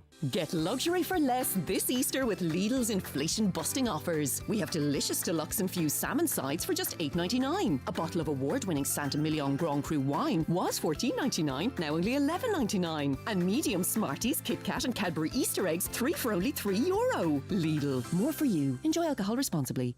Okay, we're joined on the programme now by Hazel McIntyre. Hazel, how are you keeping yourself, all things considered? Well, Mark, thank you for having me, first of all. I'm trying to bear up as best I can. Yeah, it's tough. A very difficult time we're going through. And we've had a very difficult couple of years. And I mean, we have the maker crisis and the pandemic. And now, unfortunately, I'll just get into my other half, Charles. We have been together for more than 50 years. And he, away in another time, he's a Londoner, and he was an engineer, and he worked on power stations in London where asbestos was used to lag the pipes. Now, there was no warning about any dangers of asbestos in those days, so they had no protection at all. And the asbestos dust was thick in the air. So anyhow, we knew about the dangers of it because his late father, he was Charles as well, he was a young, strong, fit man, and he was diagnosed with asbestos-related cancer, and he died at the age of only 52. Young man. So we were very well aware of the terrible dangers. So this was on Charles's, on his medical notes when he went from the UK to here, that he was exposed to asbestos. And all that time had passed, Greg, and we thought we'd gotten away with it. Or, nothing. He got through his 50s and through his 60s. Nothing untoward had happened. We thought it was going to be okay after all that time. And then, just over a year ago, fluid began to show on his right lung. And it was found accidentally. He had an MRI scan for another reason, because of back problems.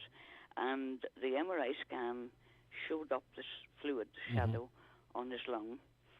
This information was sent to our GP out in Moville, who contacted us immediately. He acted very quickly and referred Charles into Letterkenny Hospital. Now, he was in there for about 3 days, I think, Greg. Now, what happened then was, had he had been diagnosed properly then, he was stronger and fitter and better. His chances would have been much better. So what they did is they removed some fluid by a syringe from his right lung, and they told us that would be a definitive diagnosis. So, in other words, if they didn't hear from us, everything was okay. So Charles came home feeling full of the joys of spring. It's okay, nothing has happened. I haven't heard anything from the hospital. So then one day, about 3 months later, I noticed he was beginning to, his breathing was beginning to be a bit laboured, and he wasn't as fit and as well as he normally was. And one morning he said to me, "I'm not well, I need help." Now, he's a brave soldier, so he wouldn't, complain. You knew there was something up with him when he said that. It really was serious. So we got him back to Letterkenny. He went again, and he didn't have any. We had an outpatient's appointment after being in again for 2 or 3 days, but the flu had come back, and he'd had an X-ray that day, and we saw a consultant. I think she should be left unnamed because yes, please. I know some of them are doing their best there, but they don't have the backup and what have you. So we had an outpatient's appointment with a consultant chest specialist. I asked her, could the fluid be drained again? And she said no. And every question we asked, there was a negative response, shrugging shoulders, no, nothing to be done. So she says it's almost certainly mesothelioma, the lung cancer caused by exposure to asbestos dust. Mm-hmm. So that was it. We just left there feeling hopeless. And so no treatment options were discussed at this point? No treatment options were offered at all. So what were you sent home? Did they say we'll contact you for another appointment? He wasn't, and I don't want to be in any way harsh in my language here. Was he sent home to just? She said they would probably arrange another appointment. Okay. But when she had said no help for anything, and it hadn't been definitively diagnosed really at that time, but it was almost certainly, we knew. But that day after that appointment, Charles and I drove back from Letterkenny. He drove, and we didn't know what to say to each other, Greg. No. It's utter silence. And I kept thinking, what are we going to do? He's going to drown in his own fluids if it can't be drained, if there's no help, if there's nothing else to be done. So when I got home, I came down to bed here and I lay down and I cried. I was heartbroken because he's been my lifetime partner, and the thought of losing him is awful. The grief is so painful. So I cried a lot, and then I thought, crying isn't going to help him. I've got to try and do something. And I had the good fortune, Greg, to have made a friend of a consultant chest specialist down at the Mater. Now, he was in Letterkenny at one time, and then he was transferred to the Mater in the heart and lung transplant team. So I had his mobile phone number, and I rang him on the mobile phone, and I was crying, and I said, David, this is what happened today. Can you help us? Is there anything else to be done to help? I'm desperate. So he said, get him down here to the Mater immediately, right away today. And I said, well, we just come back from Letterkenny, we'd never make it today. They forget that we're so far away from them. Yes, of course. And anyway, cut a long story short, he got down. They didn't have a bed in the Mater, so he went to the Beacon Hospital. And David recommended Professor Donna Eaton. And she is really the best cancer surgeon in her field. Yes. Absolutely wonderful. So Donna did the surgery on a Saturday afternoon. She rang me immediately afterwards, and she said, I've drained more than a litre of fluid from his lung. Now, you can imagine how ill he was with a litre of fluid already gathered, and it was going to go on gathering. And anyway, the thought of that was awful. She drained the litre plus fluid. She says, I've removed 2 nodules and a piece of lung tissue for analysis. And I said, can you definitively say to look at it, or have you a good idea that it is mesothelioma? She said, yes, I think almost certainly it is. But she said, we're not going to give up on him. And he's out of the theatre now, and he's regaining consciousness, and I've talked to him. So she says we're not going to leave it there. We're going to do everything possible. This must have been just the words that you wanted to hear, Hazel, because you went from being sent home with no information, no treatment plan, no actual diagnosis, not knowing what was next, to someone sort of saying, it might be the worst news, but we're not giving up here. But there's nothing we can do to help you. That was what was said. We can't do anything to help you. We can't drain it again. We can't do it. It's almost certainly caused by asbestos, and there is no cure for it. This was the only information that she gave us, and that was one of absolute negativity. And the fear of dying in such an awful way was also running round my head, Greg, and his. And following that, he came back from the Beacon, and he was doing pretty well. He was out cutting the grass and once he recovered from the surgery, it was keyhole, and it's called thoracic surgery, a bit of a mouthful. They actually use robots, Greg, robots do a better job, apparently, at getting into all the nooks and crannies. Obviously, they're programmed and they're guided on the screen, but I watched one of these processes, and it's utterly amazing. Robots, anyway, that's what it was. So she didn't, of course, tell us. She couldn't tell us that's the end of it. That's a cure. Sorted. But she said we're going to, continue to watch how it goes and see what other help we can give. And when was this? Where are we at now in terms of dates, Hazel? No, we're at. This is about, when was that? To get surgery. It must be about 7 or 8 months ago. So mid last year-ish, yeah. Yeah, mid last year. So he came home, and as I say, he was doing well, but we knew that wasn't going to be the end of it. And he became breathless again.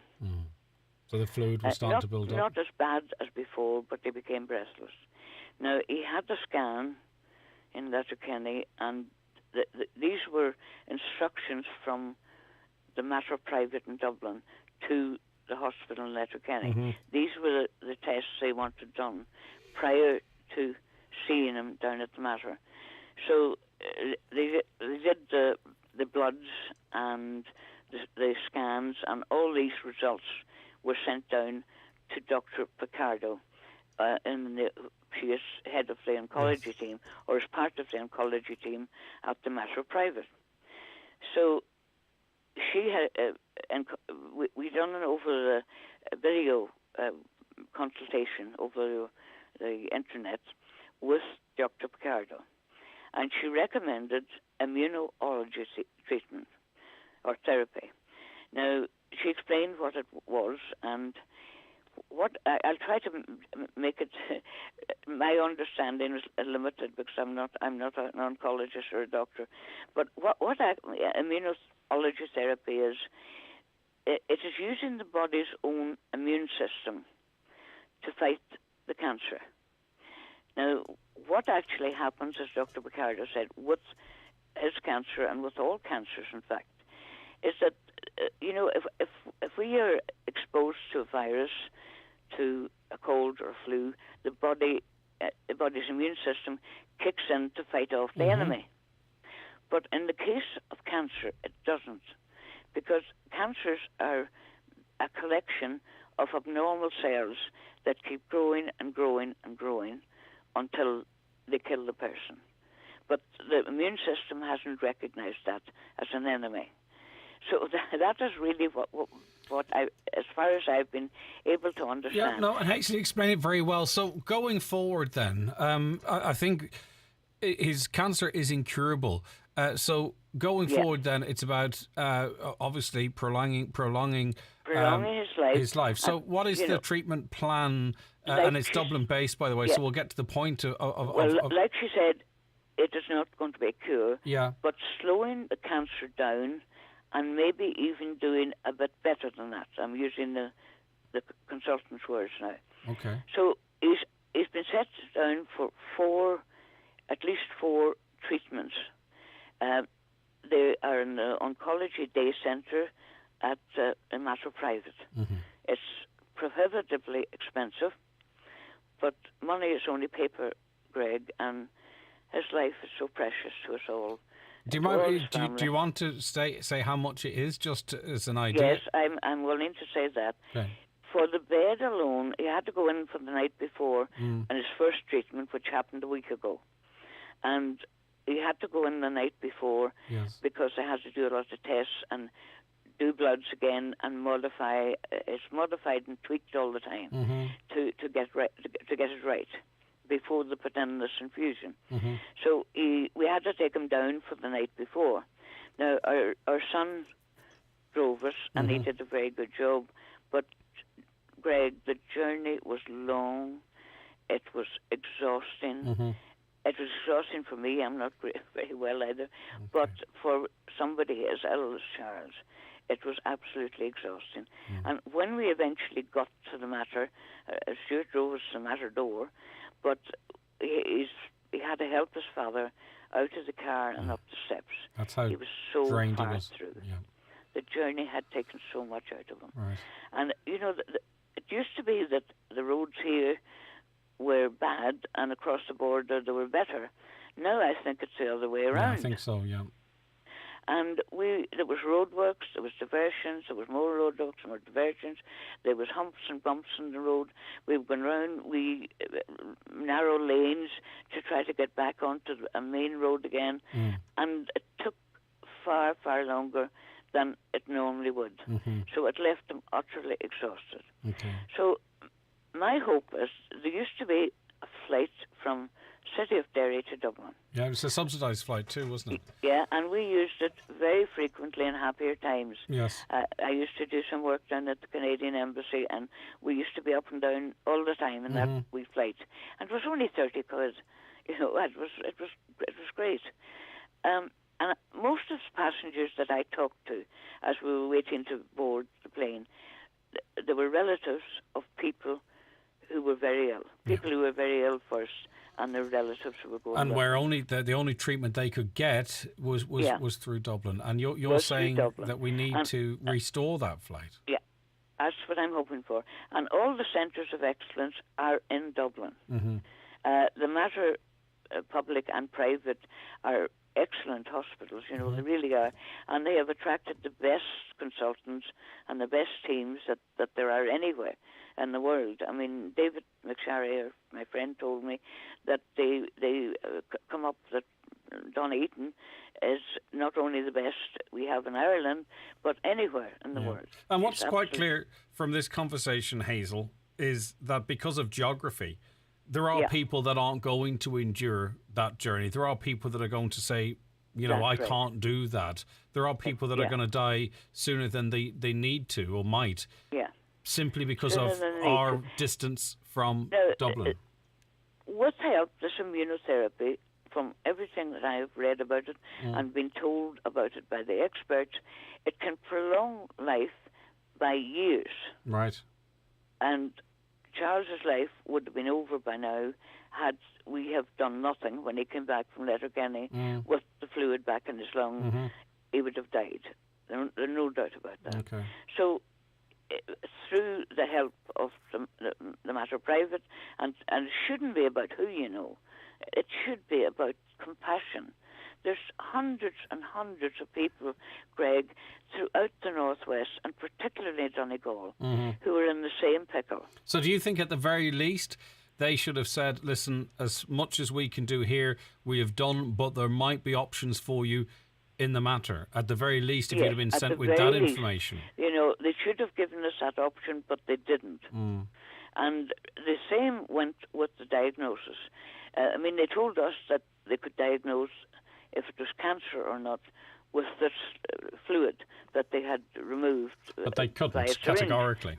And that is absolutely not true. That was a lie. I asked Professor Donegal. She said, no, it can only be diagnosed by lung tissue. Right, okay. And therefore that was another road, you know, wrong road they were sending us down. I mean, she made her own determination based on her exploration, but she would only be able to say categorically what the situation was after that tissue had been. So when is his next round of treatment, Hazel? Well, his next round of treatment is a week away. Okay, and you're dreading that journey again already, I can be sure of that. We have to do that journey again. We've been thinking about all kinds of different routes. Would it be possible to get a train from Derry to Belfast, Belfast to Dublin? It would take too long. And it's 5 hours. It's doable, but it's 5 hours. You know, our other son is willing to do the driving. So we might maybe stop in halfway, might help. But it's still a very long journey. So you're saying for the least, at the very least, for access for people to their ill relatives who are being treated in Dublin, or even just access to treatment, a flight from Derry to Dublin should be restored and should be subsidised as well. So we need to zoom into both governments, Greg, and ask them to support this. Now, it will probably need some subsidies, but not an awful lot of subsidies. And when you consider the journeys that very ill people by ambulance are sent by ambulance down to Dublin, take the cost of that and the paramedics and all of that. You know, surely making life easier on the grounds of compassion, Greg, on the grounds of compassion for people who are so very ill. Get them to the help that is needed as quickly and as comfortably as possible. Okay. And this way, for somebody driving those awful roads or ambulances going, it is awful. You're putting patients through terrible suffering. This treatment that Charles is suffering. getting is not available publicly. It has. Is it only available privately, Hazel? Yeah, it's not. The HSE won't fund it because of the cost. It's too expensive. And what is the cost? You were going to mention it to us, Hazel. Yeah, well, the cost, as I said, it's 1,500 per bed per night. Yes. Now, he said one night bed down there, and then it's 10,000 for each treatment. Wow. And he needs 4, maybe 5. Right, okay, treatments. So you're looking at €60,000. So you're looking at selling your house, getting a mortgage, whatever you have to But do. as you say, it's paper, and your time with Charles is far more precious than... It's far more precious than money. Money's only paper. And only when you're in this place, between a rock and a hard place, do you realise that. Okay. Now, the whole family are behind us, as the grandchildren and children, and everybody that knows and loves him. And he is a lovable, kind character, so we want to have some quality time with him. And Charles, and what's Charles' quality of life now between treatments? Obviously, it takes a while, presumably, to get over the infusion. It takes a while. Now, he has had some side effects. Okay. Not too severe, but nonetheless debilitating a bit, you know. Okay. So he's up and dressed and about every day. You know, his appetite's okay. My daughter here come with a thing to test his oxygen levels, and we test his temperature and done the COVID test, and on we go. But our practice in Moville, GP practice in Moville, Dr. Duffy's our doctor. He has been wonderful, as had all the... And Hazel, I mean, it's a long enough drive as well, and then you have to get from the car to the plane. But obviously, you'd be familiar, and you mentioned you're in Moville. I'm not sure off the top of my head how far Moville is to Donegal Airport, but did you look at if maybe... We looked at that, Greg. Yes. Now, it would take 2+ hours to get there, and we would have to get there at least an hour in advance of the flight. So you're looking at 3+ hours, and then whatever transfers flight time is. from Dublin as well. Then we thought about that as an option. It is a full. It's a full 2 hours. It's a full 2 hours, and you'd be 2 hours down the other direction towards Dublin at that point. Listen, Hazel. Listen, we're going to make inquiries. I want to, and I know you said yourself your health's not 100%, and you're caring for your life soul partner Charles as well. And we just wish the two of you the best of health. Thank you very, very much, and Greg. thank you so much for... And just before I finish, could I give you just one brief example of travel to Dublin by ambulance? I have tuberculosis, and about a year ago, my skin started turning yellow. No, that's a bad sign. I was a nurse in another life, by the way. So, anyway, I went to the GP. He immediately referred me into Letterkenny. They kept quizzing me, was I an alcoholic? And did I drink a lot of alcohol, which I don't. I said just the odd glass of wine on a birthday or Christmas or whatever, but that wasn't the cause. So eventually they did a scan. The scan showed that I had gallstones blocking my liver ducts. So the liver function was very, very, very poor. And that made me very, very sick, Greg. Yeah.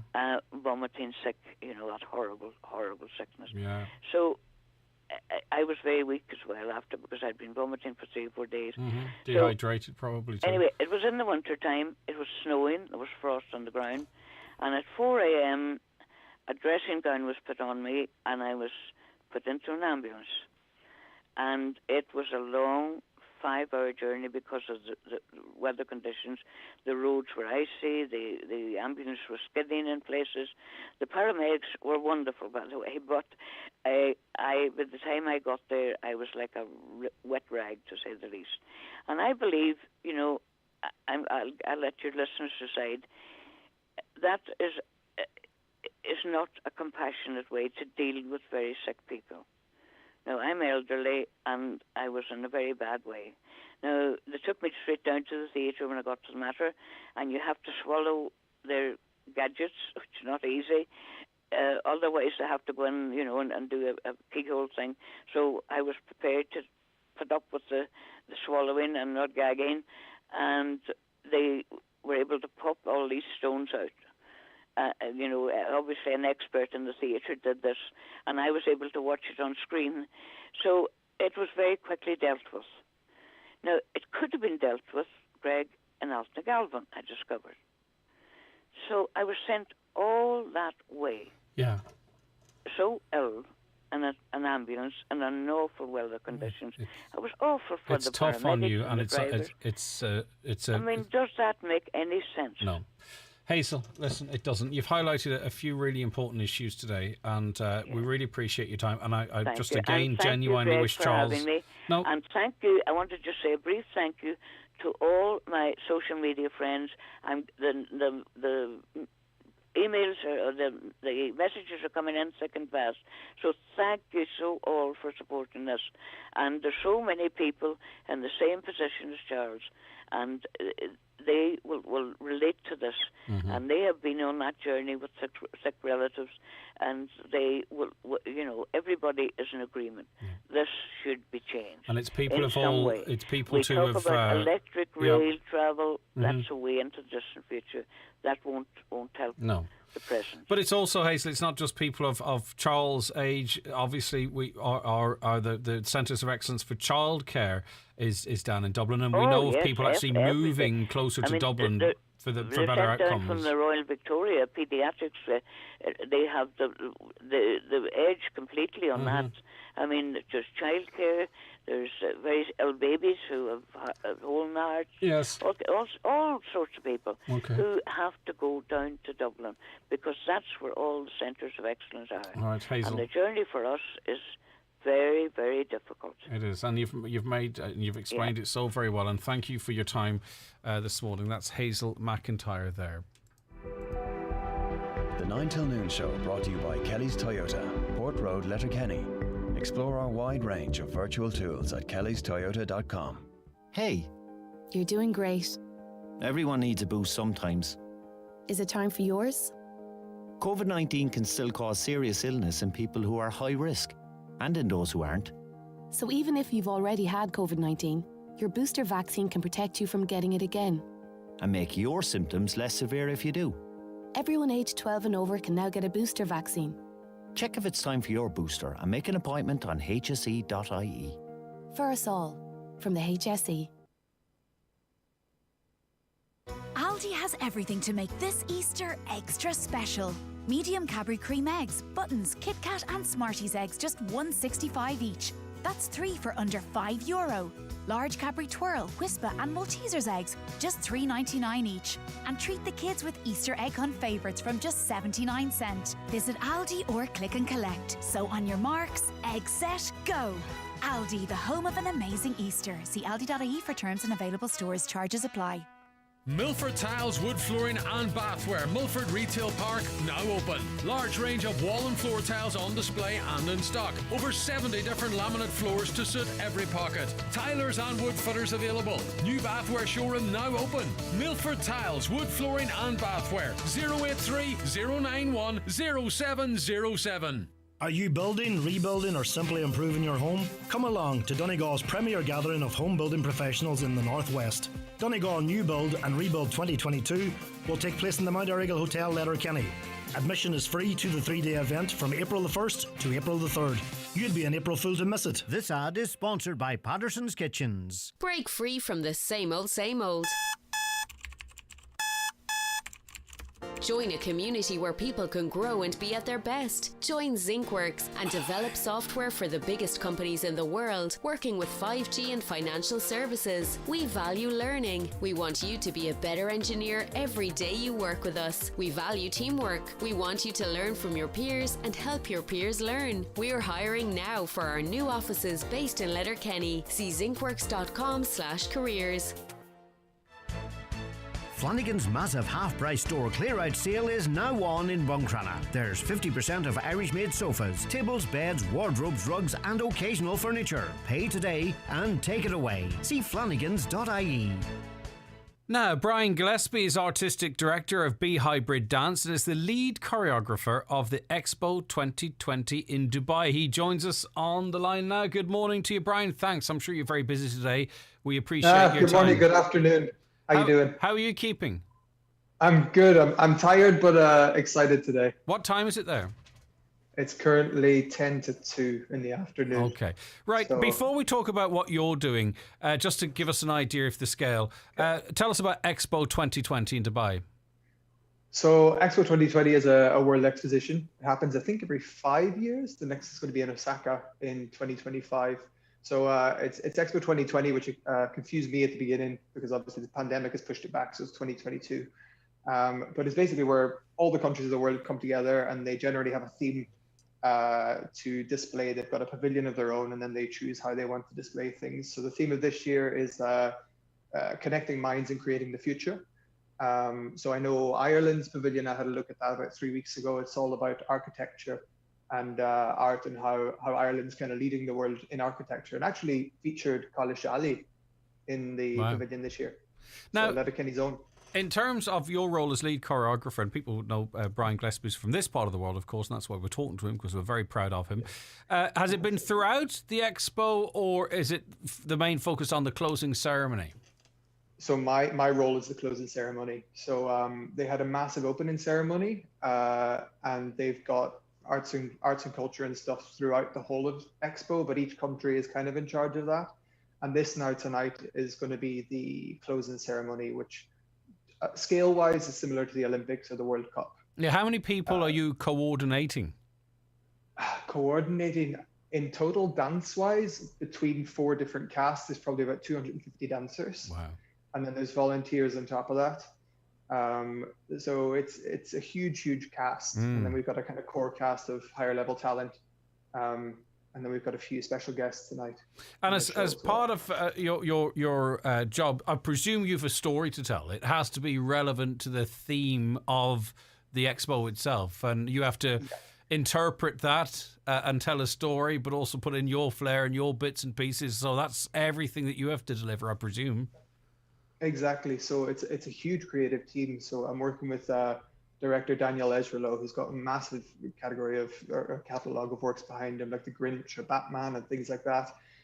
So he's been directing it from a narrative point of view, and then there's Jared is directing it from an AI point of view, or an AR point of view, or augmented reality, and then you've got your film directors and all this kind of stuff. But I'm in charge of all things movement there. So we've all had to kind of butt heads, pipe down, and the main kind of aim narrative-wise for this show is to go through everything that Expo's experienced in the last 6 months as it's been open. So all of the key moments, kind of taking everybody who's been lucky enough to kind of come through these gates, take them back on that journey, and anybody who hasn't been able to come, maybe they'll get kind of a sense of what this event's all about. And presumably some of your dancers then are interacting with the AI, so that has to be factored in as well. Yes, exactly. So there's a lot at play, and actually, you guys at home watching in the live stream will probably get even better of a show than in the stadium because you've got the AI floating in the middle of the dome. So I've had to create everything with the music in mind, with the lead characters in mind, with the AI in mind, with the projection of the dome in mind. There's been a lot of factors, but it's been super fun. It's the scale of it though, Brian. It's a huge undertaking because you have to, I presume at some point, and of course you've got your reputation and your skills to lean on, but at some point they've described this or you've helped design this and you go, right, okay, this is a different scale here. This is something else. It is insane. I still don't think I've landed, to be honest. I've been working on it for 4 weeks, but I think until maybe tomorrow when it's over, I don't quite think I'm here. It's going to be huge. We're now expecting, I'm going straight into the stadium after this, but we're now expecting about 500,000 people plus to be surrounding the stadium, not even getting in. And then it's live streamed to the world on top of that to millions. So it's huge. The butterflies are fairly fluttering. Brian, go big or go home. You know? Exactly. Well, go big, then go home, I guess. In terms of talent, where are you sourcing your dancers from? I mean, are you able to pull from Dubai? Have you had to import dancers in? I'm not speaking of them as if they're inanimate objects, but you know, there's certain things that you need to achieve, that you need the people to achieve that. So how are you casting this, or how did you cast it? Sorry, Brian. So my creative team cast this before I even landed. So they've taken from all of the local dancers, but by local dancers, there's not many locals in Dubai. So it is a huge international cast. I've got people from everywhere. I've even got a Northern Irish dancer actually in my cast, Jemima Brown, who's phenomenal. So they had all done that all before I landed, kind of keeping in mind my style and what I work with. So it's a huge international cast. I was unfortunately unable to bring my dancers with me because I got this job very last minute because it was a last minute segment included. Dubai is not huge on dance culturally still, so I'm very proud. It's too evocative, isn't it? Or there's a line that you have to walk really particularly with the invited dignitaries. You have to make sure that it's not too, dare I even say the word, sexy. 100%. There's certain codes of conduct we have to abide by. There's certain moves that I can't do facing certain people in the stadium. I think the reason I'm so proud of this role is because Dubai is slowly coming around to including dance culturally, including different dance styles other than their traditional. Yeah, I'm really proud that they've almost trusted me and are going ahead with it, because I know in previous shows they've got to this point and they've actually been like, no, sorry, we can't handle that, cut it on the day. So I'm very proud that it's actually happening and I've been able to filter in there. And there would be people associated with very high ups that would be watching rehearsals or whatever, and they would be saying, is this culturally acceptable, not to the visiting population, but to the actual rulers. Okay, Brian, listen, it's amazing. Just in case your head's too far up in the clouds, I'm going to bring you back home with a message from Granny Mary, okay? So proud of Brian and all he's achieved. That's from Granny Mary and all the extended Gillespie family. Just in case you're a big shot and you forget where you've come from. Do you know what I mean? Hi, Granny. Oh, I'll never forget that. Come on. I can never forget. You can take your man out of Ireland. You can't take Ireland out of Of course. Listen, in 30 seconds, how do you top this? I mean, this is something else. This is something else on the CV. You know, if you pull this off, and you will, in terms of, you know, everything you're having to do this within, the world's your oyster potentially in this field, I presume. Listen, I always dream big and I always make it happen. Make it happen is my my mantra. So whatever the mind goes to next, I'm sure I'll make that happen. Do you don't have off the top of your head what time we could watch this Irish time, or even if you give us the Dubai time, I can make the Irish time starts at 4 p.m. 4 p.m. this afternoon. There's 4 p.m. I'll send you through the link that you can share in your socials if you want. It's a live feed to YouTube. Excellent. So 4 p.m. kickoff. There'll be the speeches and inviting the Royals protocol for about 10 minutes, and then creative things happen. And we're closing tonight with Norah Jones and Christina Aguilera. It's not too bad, is it? All right. Just after me. I know. Okay. Listen, take care of yourself. Thanks very much, and continued success. And it's brilliant to hear about it. And as I say, lots of love from Granny Mary and the rest. All right. Take care of yourself. Bye bye. Okay. Take care. That's Brian Gillespie there. What an amazing achievement that is. All right, we've still another hour of the programme to go. Loads to keep you entertained. You can hear the mix. Look, we talk about everything and anything on this programme, and we want you to be a part of it. I'll remind you of the text and phone numbers a little later on. But at 11 o'clock, it's time for a news update, and we say good morning to Michaela Clark. Thanks, Greg. Good morning. A Donegal deputy is to lead a delegation to the Ukrainian border next week on a fact-finding mission. Donegal Deputy Joe McHugh, who is chair of the Oireachtas Committee on European Affairs, will meet with refugees during the visits to Romania and Moldova. Meanwhile, a Donegal Deputy, Thomas Pringle, believes Ireland can remain neutral in a very active way. Deputy Pringle was speaking in the Dáil during statements on the government's response to the situation in Ukraine.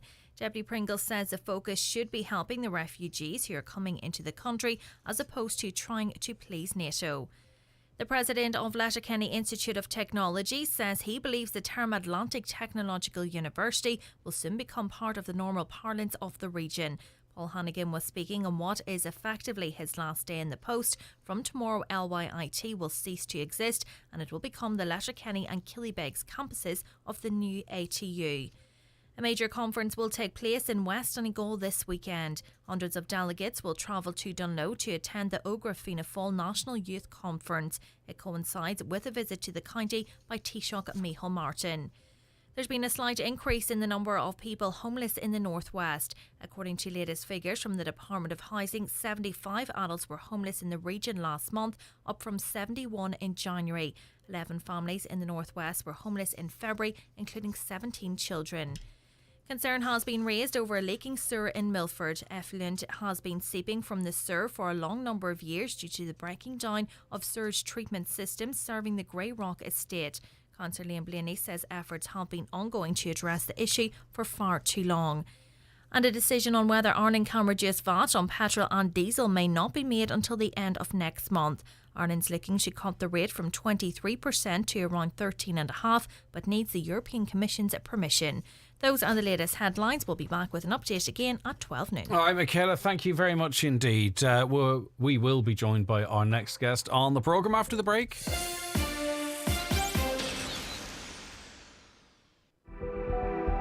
The 9 till noon show brought to you by Kelly's Toyota, Port Road, Letterkenny, with offers on a wide range of passenger and commercial vehicles. Most people say that Donegal is the coolest place on the planet, but up here we know that sometimes it can be the coldest. Charles Bunner & Sons Ballybuffet is the one-stop shop for all your heating needs.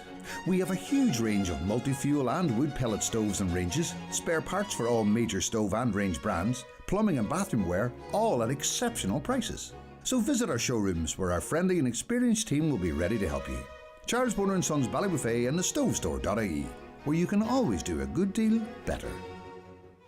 €20 per acre surcharge to make silage this summer. For more in this week's Irish Farmers Journal, here's Paul Mooney. Contractors say fuel surcharge necessary this year due to increased fuel costs. Lakeland moves to introduce peak milk penalty. And our exclusive Red Sea poll reveals 2/3 of consumers are willing to pay more for food to reflect higher costs on farms. Plus, find out how you can get more cows in calf in our spring AI focus inside this week's Irish Farmers Journal, on sale now. Glebe Gallery Open Art Competition is back after 2 years. Artists wishing to submit for this year's Glebe Gallery Open Art Competition should bring their artworks to the Glebe Gallery, Churchill, Letterkenny this weekend, the 2nd and 3rd of April, between 12 and 5 p.m. Artists can submit up to 4 artworks and the entry fee is €4 per piece. The exhibition will open on Good Friday the 15th of April at 4 p.m. and all are welcome to attend. The exhibition will run until Sunday the 24th of April. Admission to the exhibition is free. Pictures must be framed and ready to hang if selected. Further details are on the Glebe House and Gallery Facebook page. The Redcastle Oceanfront Golf and Spa Hotel would like to invite you to their wedding fair on Sunday the 10th of April from 2 till 5 p.m. Meet the wedding team, top industry suppliers with breathtaking views, refreshments and more. One lucky couple will win a VIP 30-minute helicopter experience, followed by bubbly and dinner on the day. To enter, simply register at www.redcastlehotel.com and attend the wedding fair. Okay, so of course, we are out of lockdown now. A lot of people feel COVID is behind us. There is this conversation coming from our medical experts about the mandatory wearing of masks. The government are quite clearly in saying, look, we're not going down that route because the only thing that would actually stop the spread of COVID at this point, this particular variant, BA2, is a full lockdown, and they're not going down that route. So that's our story. That's where we're at. Mary Massey's back on the programme with us again. We spoke to her previously. She's in Shanghai. And a very good, I don't know what time of the day it is there, Mary. A very good day to you, Mary. Good evening, Greg. It's 6 p.m. here. Okay. Right. So what is the story in Shanghai? Oh, dear. Well, it's very much the case of deja vu. So, over the last 2 years, we've been very lucky here. Since I spoke to you last, which was probably almost 2 years ago now, we've been back. I'm a teacher. My husband's a teacher. We've been back teaching in school since probably late April, early May of 2020. We've had things like showing travel codes and showing health codes. Mask wearing has been pretty much fairly constant here in that time, with varying degrees of sort of enforcement. We haven't been able to leave China because it would be almost impossible to get back in. So we haven't. We've barely left. We've actually only left the city once in the last 18 months.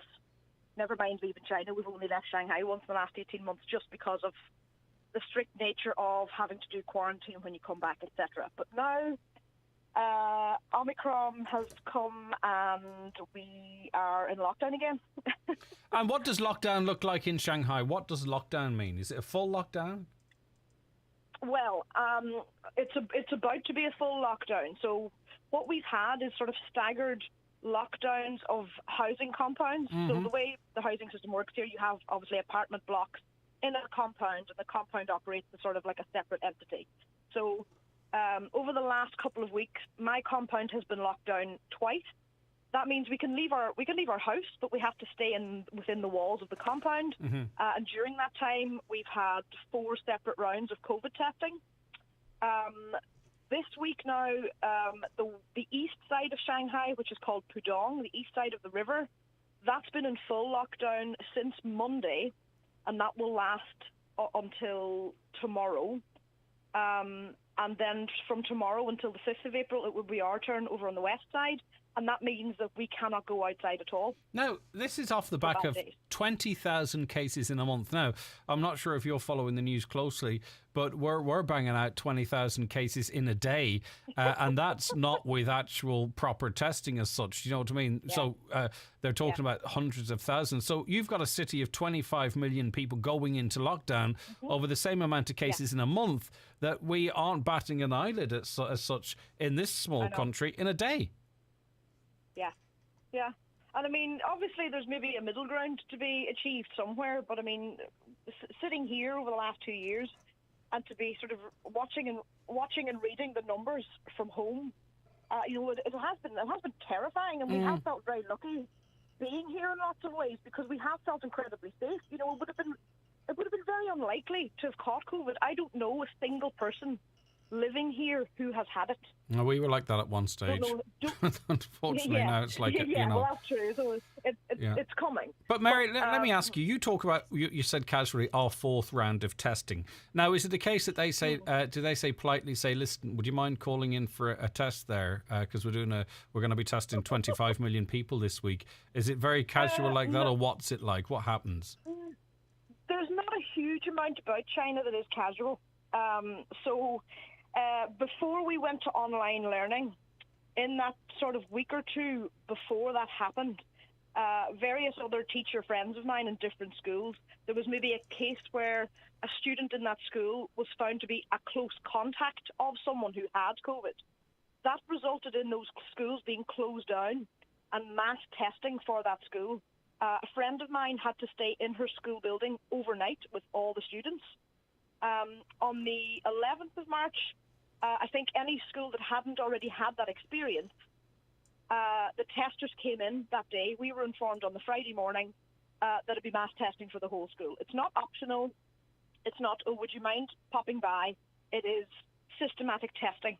And that those results are held against your passport number and all of that. And within our compound, it's been exactly the same. You register with a health code, and you get your results to your phone, and that's attached to your passport number, your phone number, and all of that. And any protests? No. I mean, I think there's sort of, there's sort of mumbling and grumbling. But any organised street protests, I wonder? No. Wonder what would happen if you tried it. I think, sort of if you go by what has happened with protests in Hong Kong and Taiwan, you can see how those are met by mainland China government. That it'd be very, very surprising to see anything like that. And what would happen to you if you wandered out of your compound, Mary, and said, "Stuff this. You know what? I'm going to the park." How strictly is it enforced? Who would you be engaged by? What might they say to you?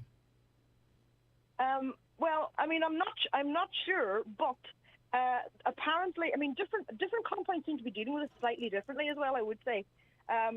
So last week we went into a compound lockdown again because in that first round of testing, some positive cases were found. Yes. And so actually the house two doors away from me, there's a police cordon across the front of the house.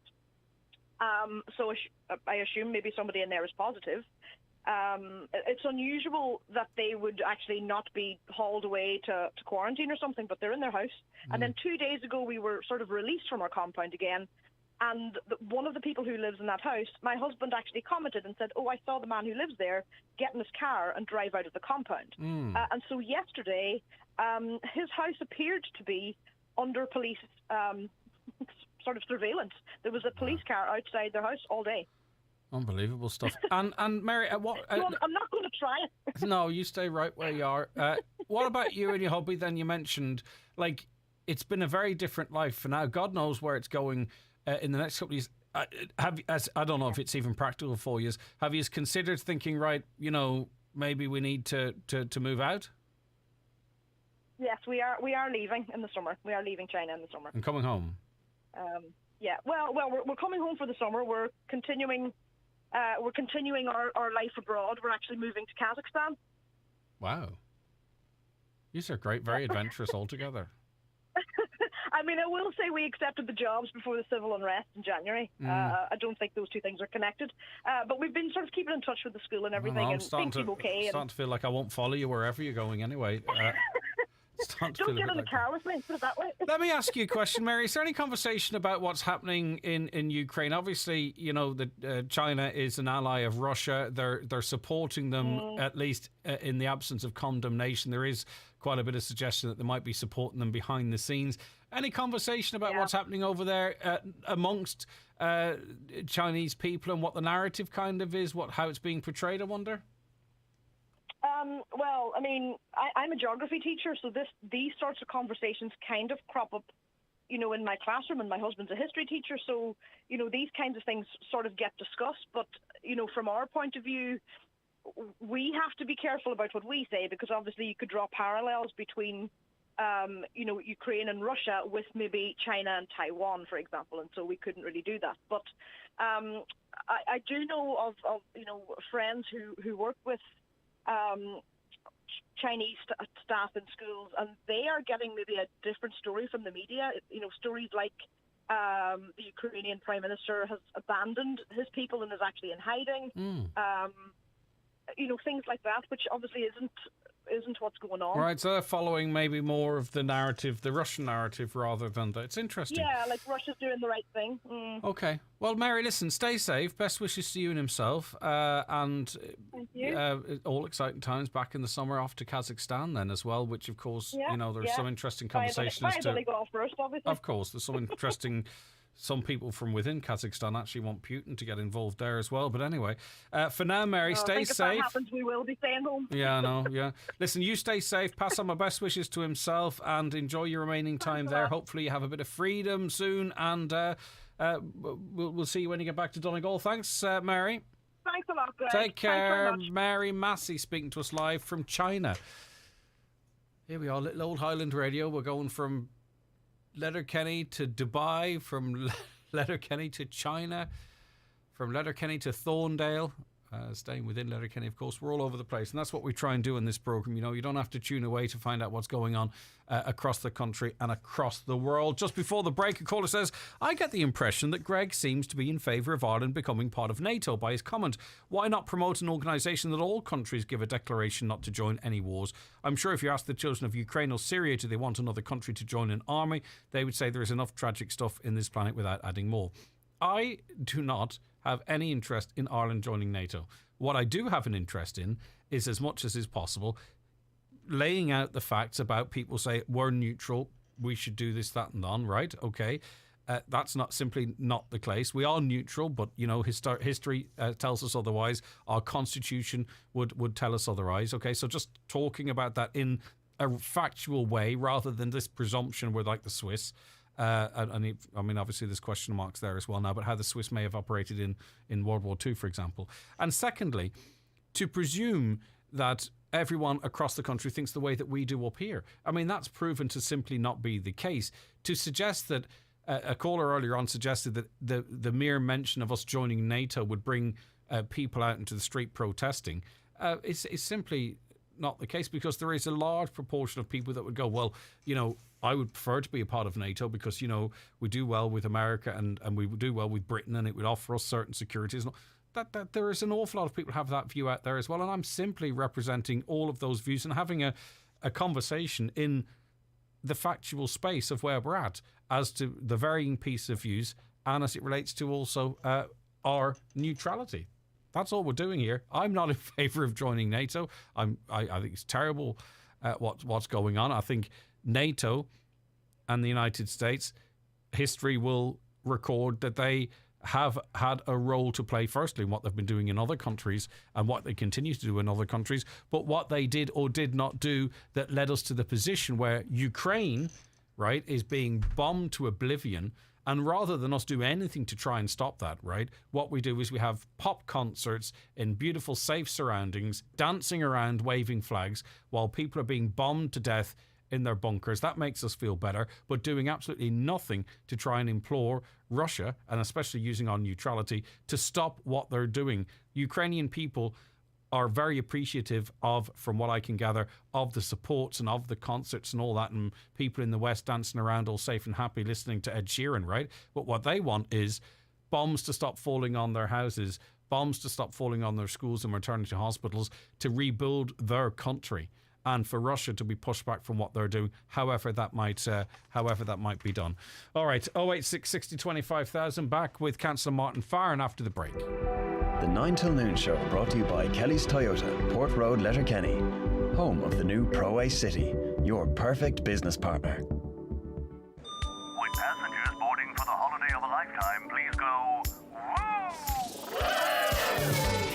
Highland Radio wants to send you on the holiday of a lifetime. Worth €10,000. Plus $5,000 spending money. Get your ticket now at highlandradio.com. Answer the question and start packing. Start packing. Woo-hoo! Draw takes place April 14th on the 9 till noon show. Start planning your ultimate getaway. Only on Highland Radio. Are you worried about trees on your property? Northwest Forestry Services Ballybuffet are fully insured and have over 40 years' experience in dangerous tree removal, tree felling, surgery and stump grinding. For peace of mind, call Northwest Forest Services Ballybuffet for a no-obligation quotation on 913233. Hop into Easter with Dunnes Stores. Mix and match from our 3 for 2 range to serve up a feast. Choose from selected Italian charcuterie platters, tear and share breads, delicious olives, and a selection of gourmet cheeses. Buy any 2 products and get the 3rd free. Plus, with our 10 off 50 grocery voucher, you save even more, which means every trip to Dunnes Stores means better value. Dunnes Stores, always better value. Terms and conditions apply. Voucher can be used on next grocery shop of €50 or more. Women's jeans and dresses, women's heels and trainers. Shop in store at Evolve Letterkenny or evolveclothing.com. Highland Radio weather updates with Ireland West Airport. This summer is going to be one of the busiest ever. Check out our summer flights to European cities such as Barcelona, Cologne and Milan with Ryanair. Ireland West Airport, you're flying. All right, well now the weather forecast will see mainly dry weather overall, though cloud will build a little in the afternoon, and there'll be scattered showers of rain, hail and sleet. On the very high ground, some snow on hills maybe. Temperatures 5 to 8 degrees. Feeling cold though in that moderate to fresh northerly wind. The weather has changed, of course, but you would have heard warnings that we should have been on high alert for gorse fires because the conditions had lent themselves to their possibility. It seems there was a large one last night, a gorse fire between Shrove and Greencastle last night. Local councillor Martin Farron joins us. Hi, Martin. Good morning to you. Morning, Greg. How are you? I'm good. No, it's great to speak to you. Long time no speak. Now, the fire service obviously had to send their resources. Tell us what happened as much as you can determine, Martin. Yeah, well, you said yourself, there was a really large gorse fire last night. It was Upper Carrickhew. It's between Greencastle and Shrove, and it was attended by 3 fire brigades. one from the Maville, Carndonagh and the Moncrana areas, and my understanding is it took approximately 5, maybe 6 hours to extinguish. So you can see how it was a very, very large fire and very, very dangerous, and these type of things can get out of hand very, very quickly. So basically what I would like to say, Greg, is I would just like to ask people to be very careful at this time of the year during this very dry spell, because as you know yourself, it takes very little to set these type of fires off.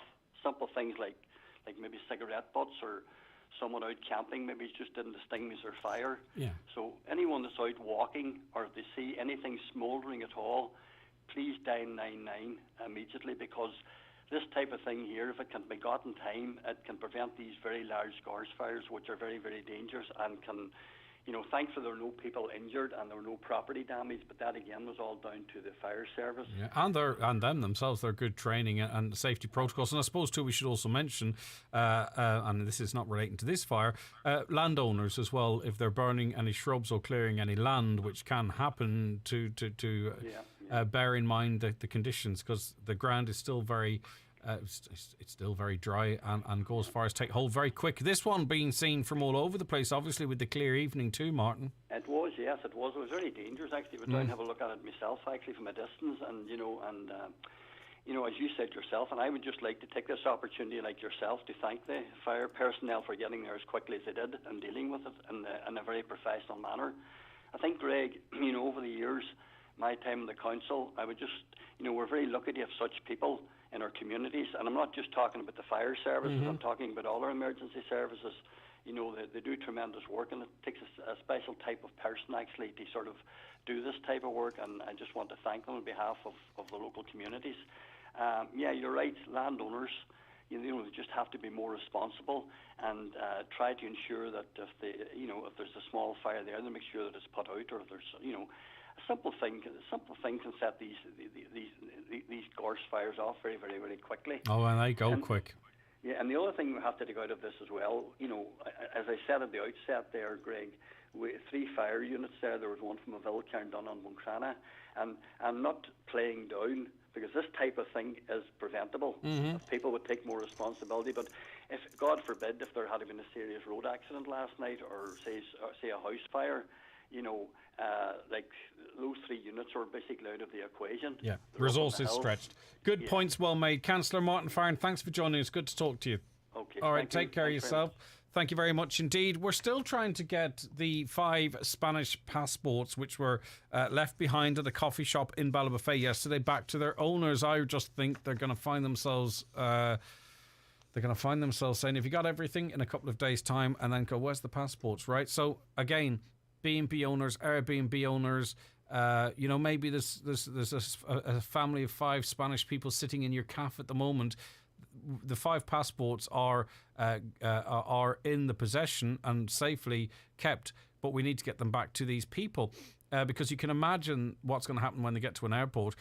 But a caller says, on the back of the passport, maybe the child's passport, there might be a next of kin and their mobile number. Okay, so I'm sure maybe they went through the passports. I don't know. Maybe like I'd be inclined not to go near their private property. But check on the back of the child's passport. Perhaps there might be a next of kin number, and we can sort of link them that way.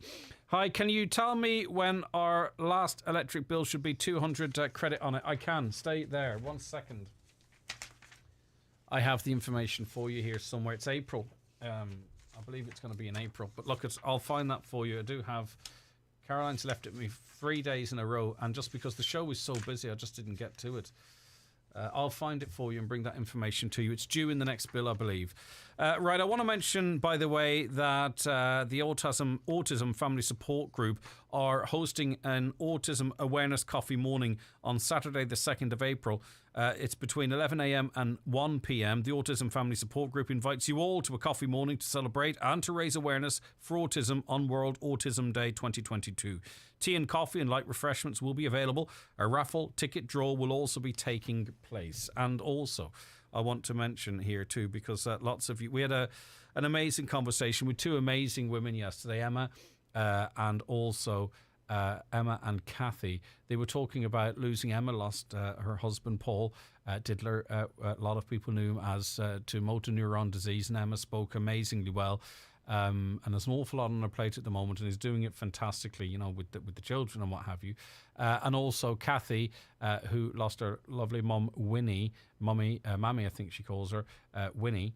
And she was speaking to us as well. Both of those interviews, by the way, are available on my Facebook page if you want to watch it back again, because it's about raising awareness. And the reason I'm talking to is because, let me see, someone else contacted me, and I promised I would give it a mention. Let me dig that out, because if someone contacts me, I don't want to ignore it. There's other people have mentioned something. One of it was that autism awareness coffee morning, so that's been done. And then there was another lady whose, I think, uncle passed to motor neuron disease, wanted to mention something for her. So I'll dig that out and get that out. As I say, it's very important that we do. Right, stay with us. We've an ad break to take, and then more guests are on the way on this Thursday's 9 till noon show. The 9 till noon show with Kelly's Toyota, Port Road, Letterkenny, where you can care for your Toyota with a 2-year service pack from €299. At Centra, we have great offers like Centra Fresh Irish Chicken Fillets, 680 gram, only €6.50. Yoplait Petit Filou Small Pots, 6-pack, half price, now 99 cents each. And Nugan Estate Chardonnay and Cabernet Shiraz, only €8 each. Centra, live every day. Enjoy cost sensibly. This Saturday, Paul McDevitt will be live from Homeland Letterkenny to mark the start of their series of Super Saturday Garden events in April. Special guest Gareth Austin will hold a garden clinic with planting demos. Offers will include buy 2 get 1 free on shrubs and bedding, 20% off ceramic pots, garden tools, feeds and more. Someone will also win a Faro furniture set worth €350. All happening this Saturday at Homeland, Letterkenny's first Super Saturday Garden event. Alcohol and other drug use can be very difficult for family members. If you have a loved one whose alcohol or other drug use is negatively impacting your life, reach out for support and information. Alcohol Forum Ireland have a family support service in Donegal and are there to offer help and support. Call us on 085 830 7066. Alternatively, you can call the HSE Alcohol Helpline, free phone 1800 459 459. When you are ready to talk, we are ready to listen. Help is out there. This ad has been supported by Letterkenny Community Action on Alcohol and by the Healthy Ireland Fund, supported by the Department of Health and the Department of Children, Equality, Disability, Integration and Youth. For all your training needs, Northwest Forestry Services Training Department Ballybuffet offer a wide range of courses from training bodies such as NPTC City and Guilds, QQI, LADRA and ABA International. Courses include all land-based services such as chainsaw, tree climbing and rescue, pesticides, working in heights and ATV training. Other courses offered include first aid responder, manual handling and building safety, to name but a few. For a full list of training courses and availability, contact Northwest Forestry Services Ballybuffet on 074 9132033. Hey. You're doing great. Everyone needs a boost sometimes. Is it time for yours? COVID-19 can still cause serious illness in people who are high risk and in those who aren't. So even if you've already had COVID-19, your booster vaccine can protect you from getting it again. And make your symptoms less severe if you do. Everyone aged 12 and over can now get a booster vaccine. Check if it's time for your booster and make an appointment on hse.ie. For us all, from the HSE. Okay, you're very welcome back to the programme. Right, Bridget was in contact with me and wanted me to mention that a Donegal and Tyrone border community will join the fundraising initiative headed up by Charlie Bird through a Climb Barnes for Joe event. Former Curra Athletic FC and Blaine Rovers player Joe Gallen from Blaine, Ahiarn, recently sadly passed away from motor neuron disease. Now the climb will start at 10 a.m. on Saturday and finish at around 2 p.m. Joe's family will take part in the climb at 11:30 a.m. The climb begins at the entrance to Mean Bog Wind Farm on the main Ballybuffet to Donegal town roadway. The climb is of medium to rough terrain along a roadway all the way to the top and is approximately 10-kilometre round trek, okay?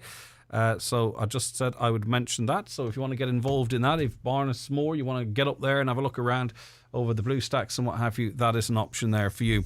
Some of your calls. Caller said we should have an EU army to defend all member countries. We do, and we are part of that EU army in that We don't have members within it, but I think we can call on its resources. I don't know why I did, but I read the terms and conditions of it, and it's like one for all and all for one.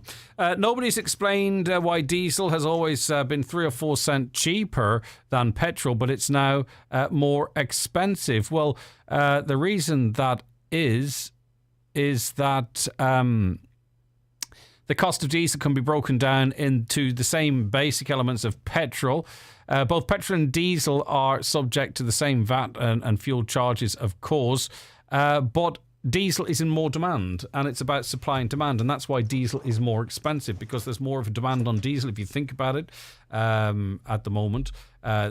Lorries, buses, and all that kind of stuff. So it's demand driven, and that's why it's more expensive.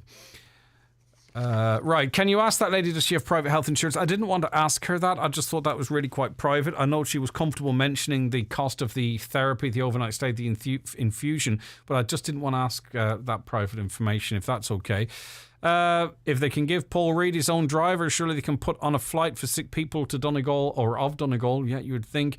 Greg Carrickfinn to Dublin is a great flight. It is indeed. I haven't used it in a long time, actually, but it is. But the problem is it's it's 1 hour 45 minutes with the foot down from Moville, which is not, by the time you're talking maybe to be there, you'd want to be leaving, 3.5 hours before the flight. Then the flight itself, you're up on the 4 to 5 hour mark, right, from Moville. If you want to be extra cautious, you probably don't need to be there an hour in advance, but you know what I mean.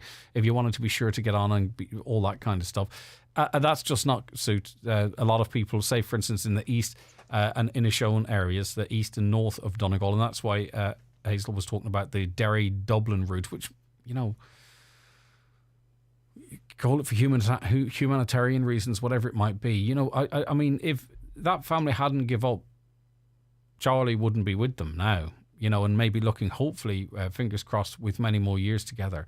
If they just said, right, the hospital said there's nothing else we can do, I think Hazel said herself, and I'm not being dramatic in saying this, is that Charlie wouldn't be with us any longer.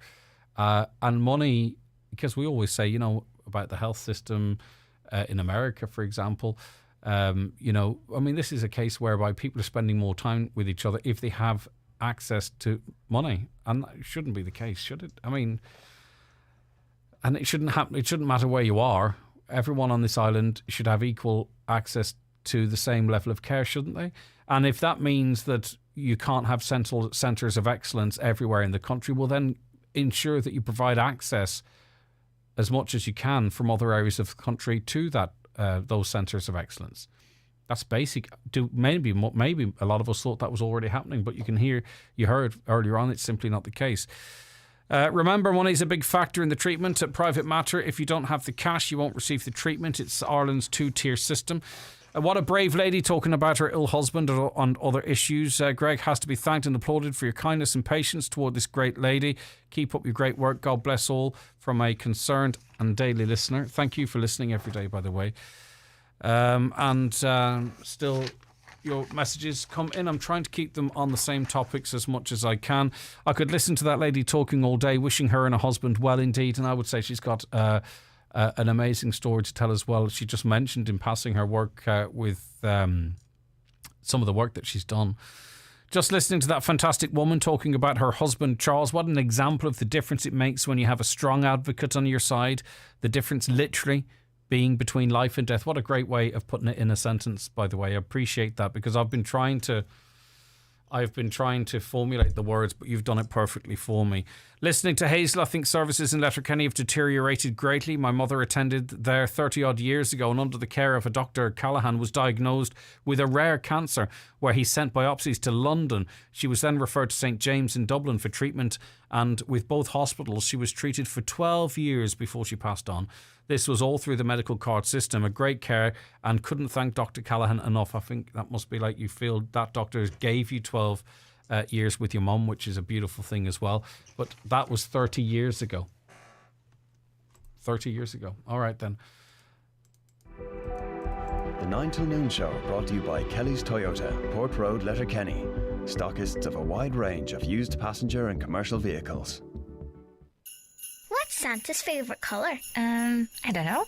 Run next door and ask him. Lolls in Lapland? Could be. Get your ticket from Highland Radio at highlandradio.com.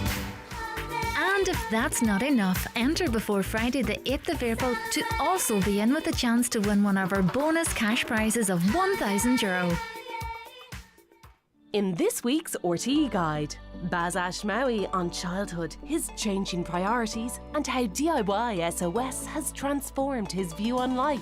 From short strolls to long hikes, our Walking for Wellness feature is packed with inspiration to get you out and about. Everything and more. RTE Guide, on sale now. Most people say that Donegal is the coolest place on the planet, but up here we know that sometimes it can be the coldest. Charles Bunner & Sons Ballybuffet is the one-stop shop for all your heating needs. We have a huge range of multi-fuel and wood pellet stoves and ranges, spare parts for all major stove and range brands, plumbing and bathroom ware, all at exceptional prices. So visit our showrooms where our friendly and experienced team will be ready to help you. Charles Bunner & Sons Ballybuffet and the stovestore.ie, where you can always do a good deal better.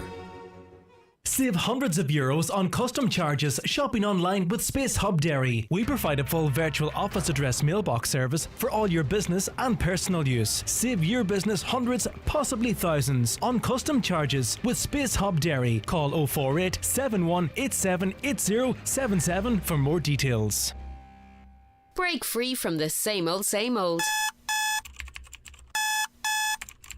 Join a community where people can grow and be at their best. Join ZincWorks and develop software for the biggest companies in the world, working with 5G and financial services. We value learning. We want you to be a better engineer every day you work with us. We value teamwork. We want you to learn from your peers and help your peers learn. We're hiring now for our new offices based in Letterkenny. See zincworks.com/careers.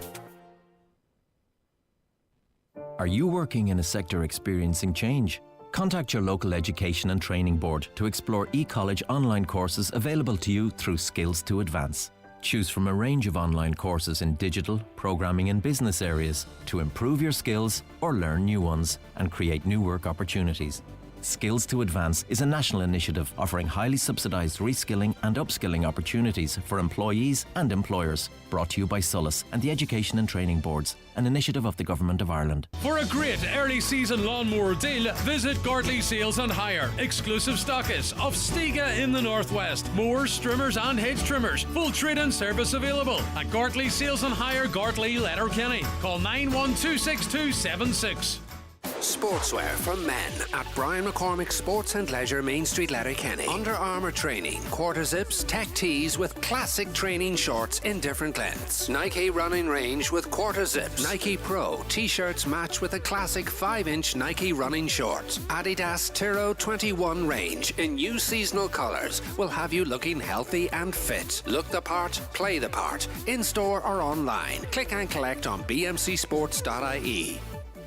Chartered physiotherapists have always had your back, but did you know we restore confidence and repair strength? Our women's health physios offer support through all life stages, from period pain, pregnancy and birth to postpartum, menopause and beyond. Treating bladder dysfunction, prolapse and pelvic pain, our physios will help you bring your body back to brilliant. To find out more, go to askthephysio.ie. The cost of living? Oh. The rate of fuel? Oh.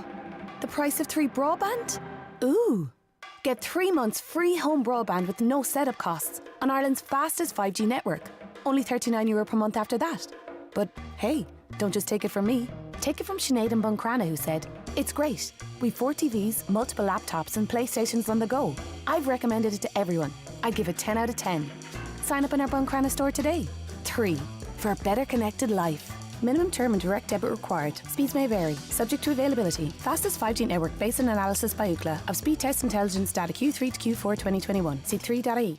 All right, great news for Donegal swimmers. €125,000 being allocated for 12 swimming pools in the county. The Ora Leisure Centre, Letterkenny, Ballyshannon Leisure Centre, the Central Hotel and Leisure Club in Donegal Town, the Clanree Hotel on Critch Guidor, the Errigal Health Club, the Finn Valley Leisure Centre, the Great Northern Hotel, Jackson's Hotel, Mill Park Hotel, Shandon, Waterworld in Bundoran, the Health Club at the Radisson Blue in Letterkenny. Has Inishowen been lobbed off the top of Donegal? It's great for all of these areas, pretty much every area represented there.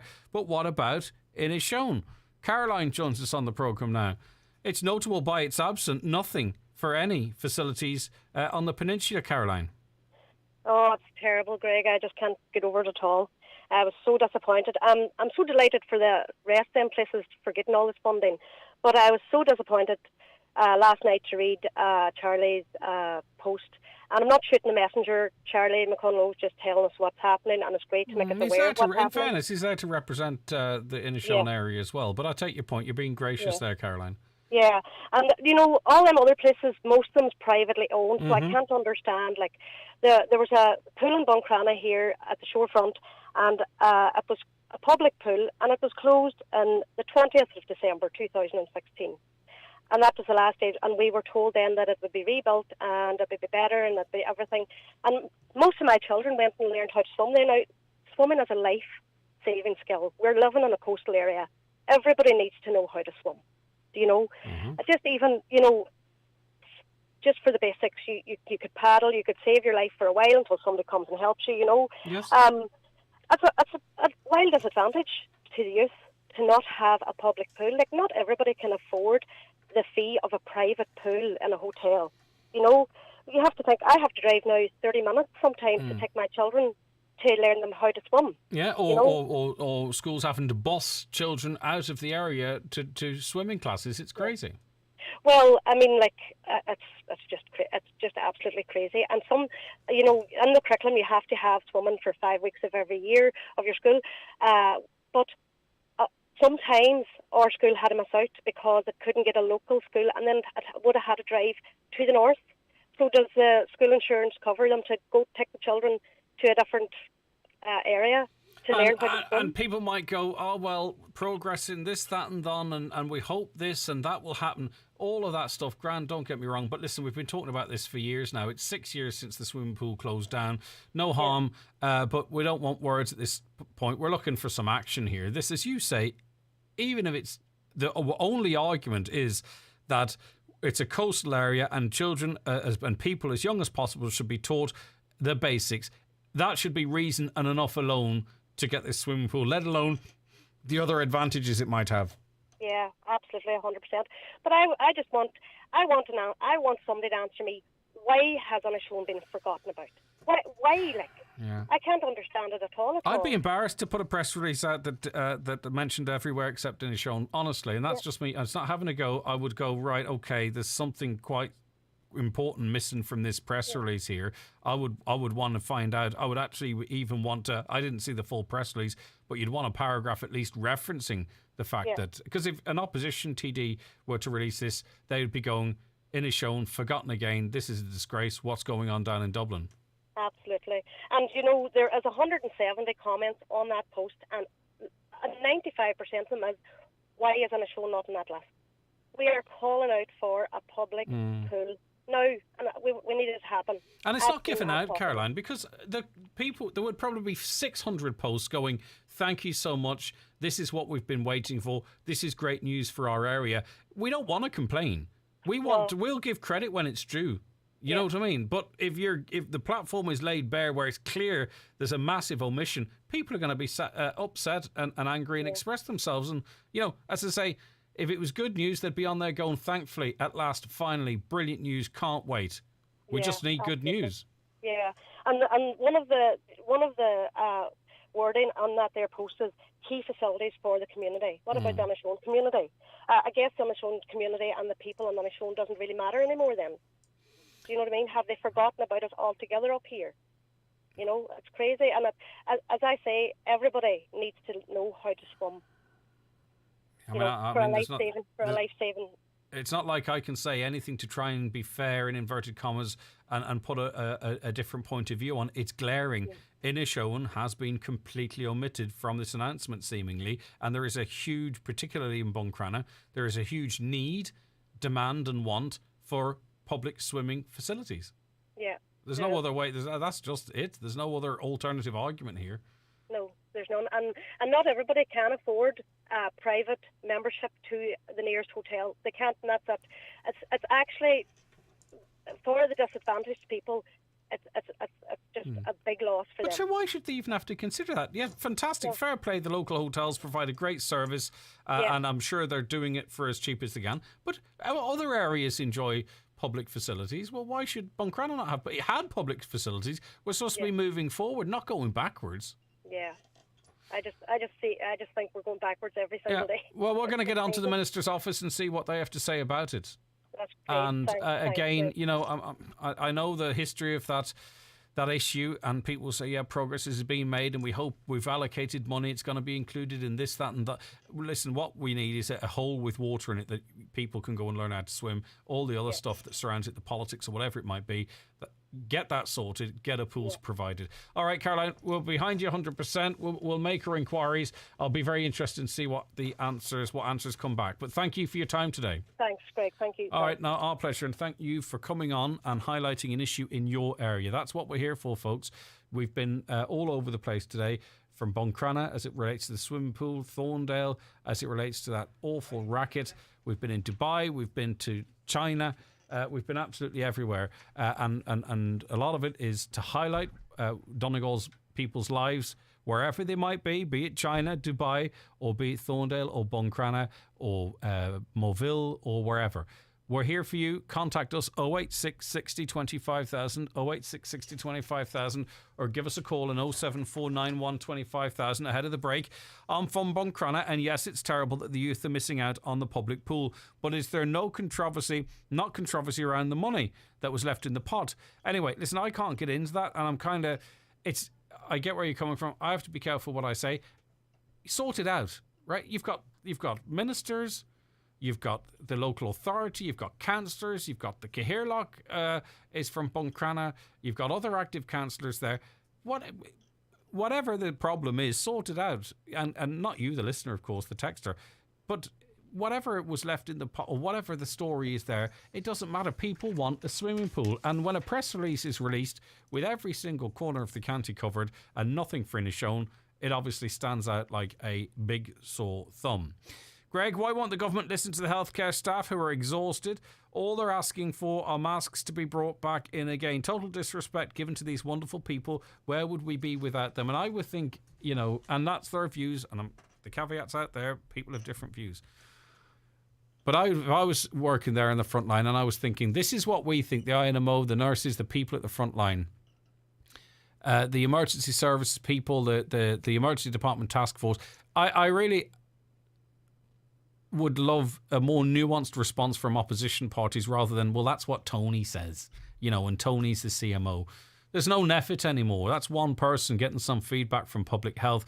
That's taken on board, but all the concerns of all other medical professionals, by government, by opposition, being disregarded. That's not too powerful a language, because if you say we're listening to Tony, you know, then you're disregarding the frontline workers and the people on the ground. And that's what irks me then, when you sort of people advocate for them but don't listen to them because you want to, you know, see, I'll listen to what you're saying here and I agree and whatever. I'm not talking about anyone in particular, by the way. I'm talking about politics as a whole. And then you go, well, you know, Tony says that we don't need masks, so we're not with you on that one. The 9 till Noon Show, brought to you by Kelly's Toyota. Test drive Toyota's incredible self-charging hybrid range at our showroom, Port Road, Letterkenny.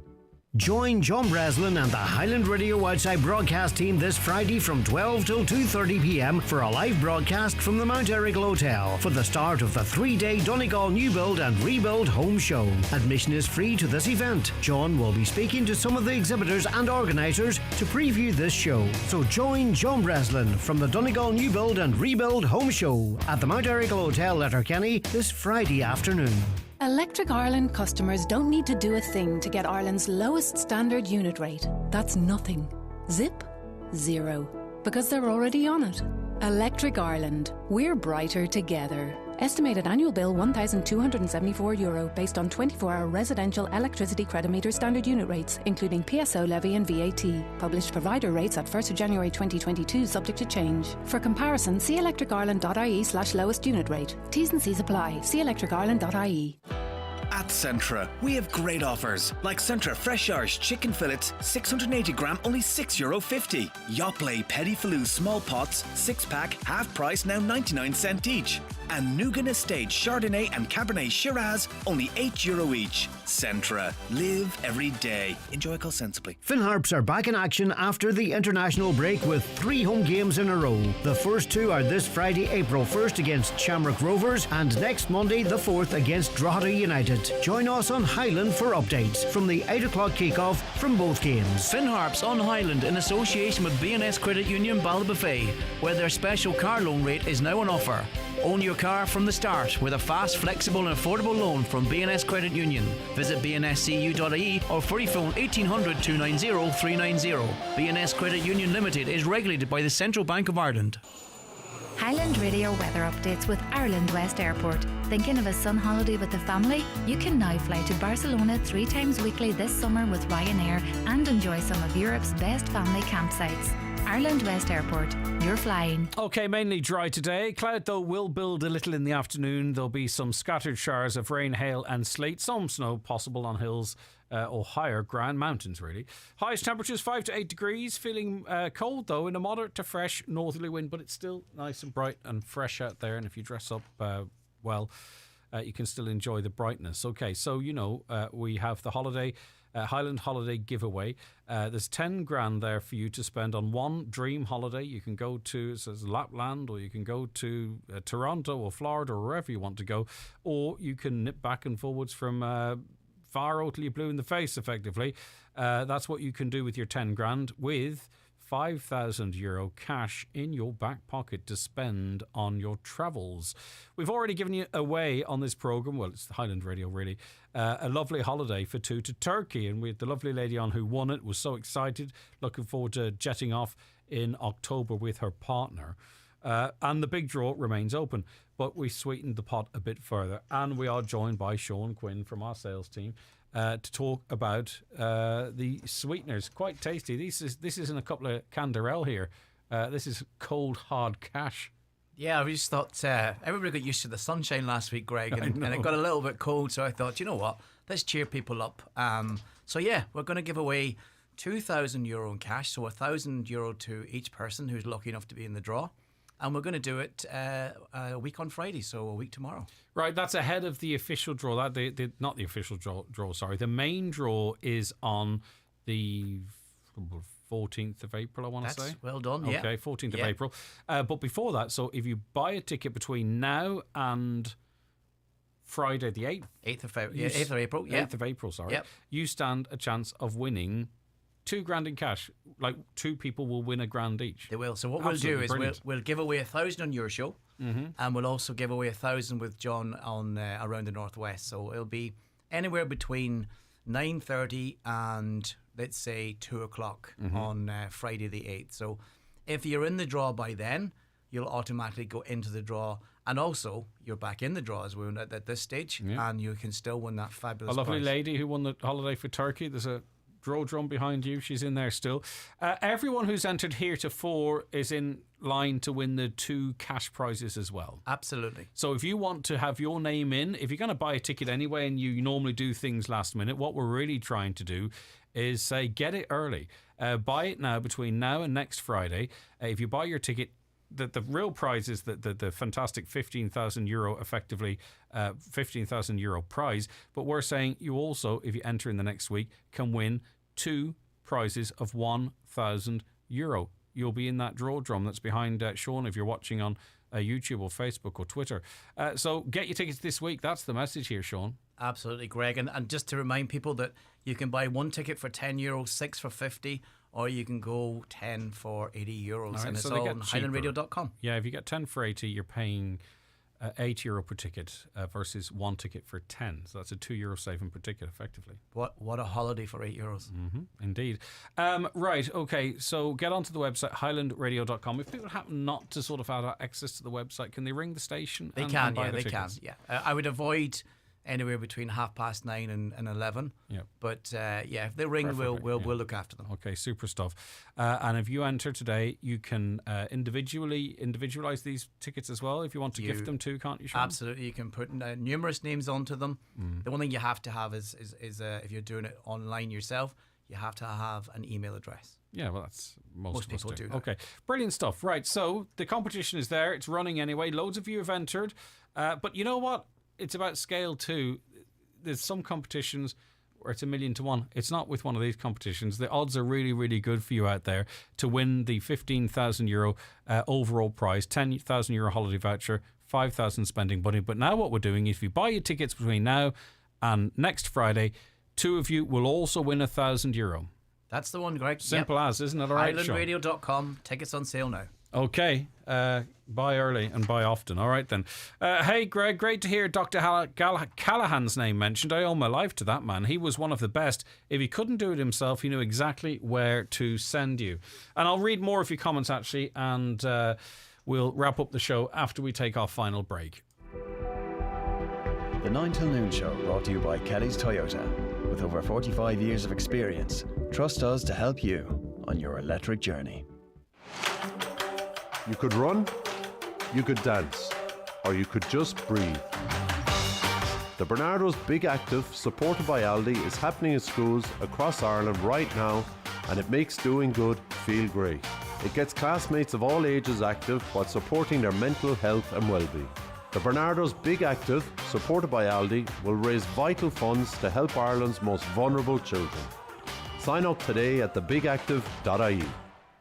€20 per acre surcharge to make silage this summer. For more in this week's Irish Farmers Journal, here's Paul Mooney. Contractors say fuel surcharge necessary this year due to increased fuel costs. Lakeland moves to introduce peak milk penalty. And our exclusive Red Sea poll reveals 2/3 of consumers are willing to pay more for food to reflect higher costs on farms. Plus, find out how you can get more cows in calf in our spring AI focus inside this week's Irish Farmers Journal, on sale now. McElhinney's Home Value event is now on with amazing deals you don't want to miss. Save €160 with their 5-piece Mayer induction saucepan set. Find luxury bath towels, selected Denby collections, Waterford and Galway Crystal, now reduced to half price. Shop these and many more unmissable offers during McElhinney's Home Value event in store or online at mcelhinney's.com. This Saturday, Paul McDevitt will be live from Homeland Letterkenny to mark the start of their series of Super Saturday Garden events in April. Special guest Gareth Austin will hold a garden clinic with planting demos. Offers will include buy 2 get 1 free on shrubs and bedding, 20% off ceramic pots, garden tools, feeds and more. Someone will also win a Faro furniture set worth €350. All happening this Saturday at Homeland, Letterkenny's first Super Saturday Garden event. Okay, so let's see what you're saying on the phone lines for the remainder of this morning. No swimming pool for our Wains. I travel to Derry every week for a pool. I don't know if I can do it much longer given the price of fuel now. Yeah, what a really pertinent point there. In a show, one of the most beautiful parts of Donegal, always forgotten about. Sure, in Dublin, some in government think we are in Northern Ireland. That comes in from Amy. Amy, you know what? There was a time maybe I thought that a comment like that was tongue-in-cheek, but having spoken to people in Dublin, it's not. There's a reality to it, and also some of the, particularly I think the civil servants, they look at the northwest and they think, right, well, Sligo, that'll do the northwest, or they look at Donegal and go, right, Letterkenny, that'll do the northwest. They don't realise the time it would take to travel, say, for instance, from Mallintown to Letterkenny and back for an essential service. I'm sort of mixing it in there with. But I think you get the point I'm trying to make. A caller says, if politicians are so keen not to be neutral, I hope they're willing to pick up arms and fight their own battles instead of sending young men and women to their deaths. Politicians are the root cause of many of the troubles in this world, along with big corporations and the very rich. Another, after the use of Shannon Airport for the US Army, we are no longer neutral. Those who differ are in denial. And there is, and you know, I try and highlight that, and I understand some people push back on that and don't particularly like that being highlighted because we like to live in this sort of reality that's not actually reality as such. Right, okay. Listen, thank you so much to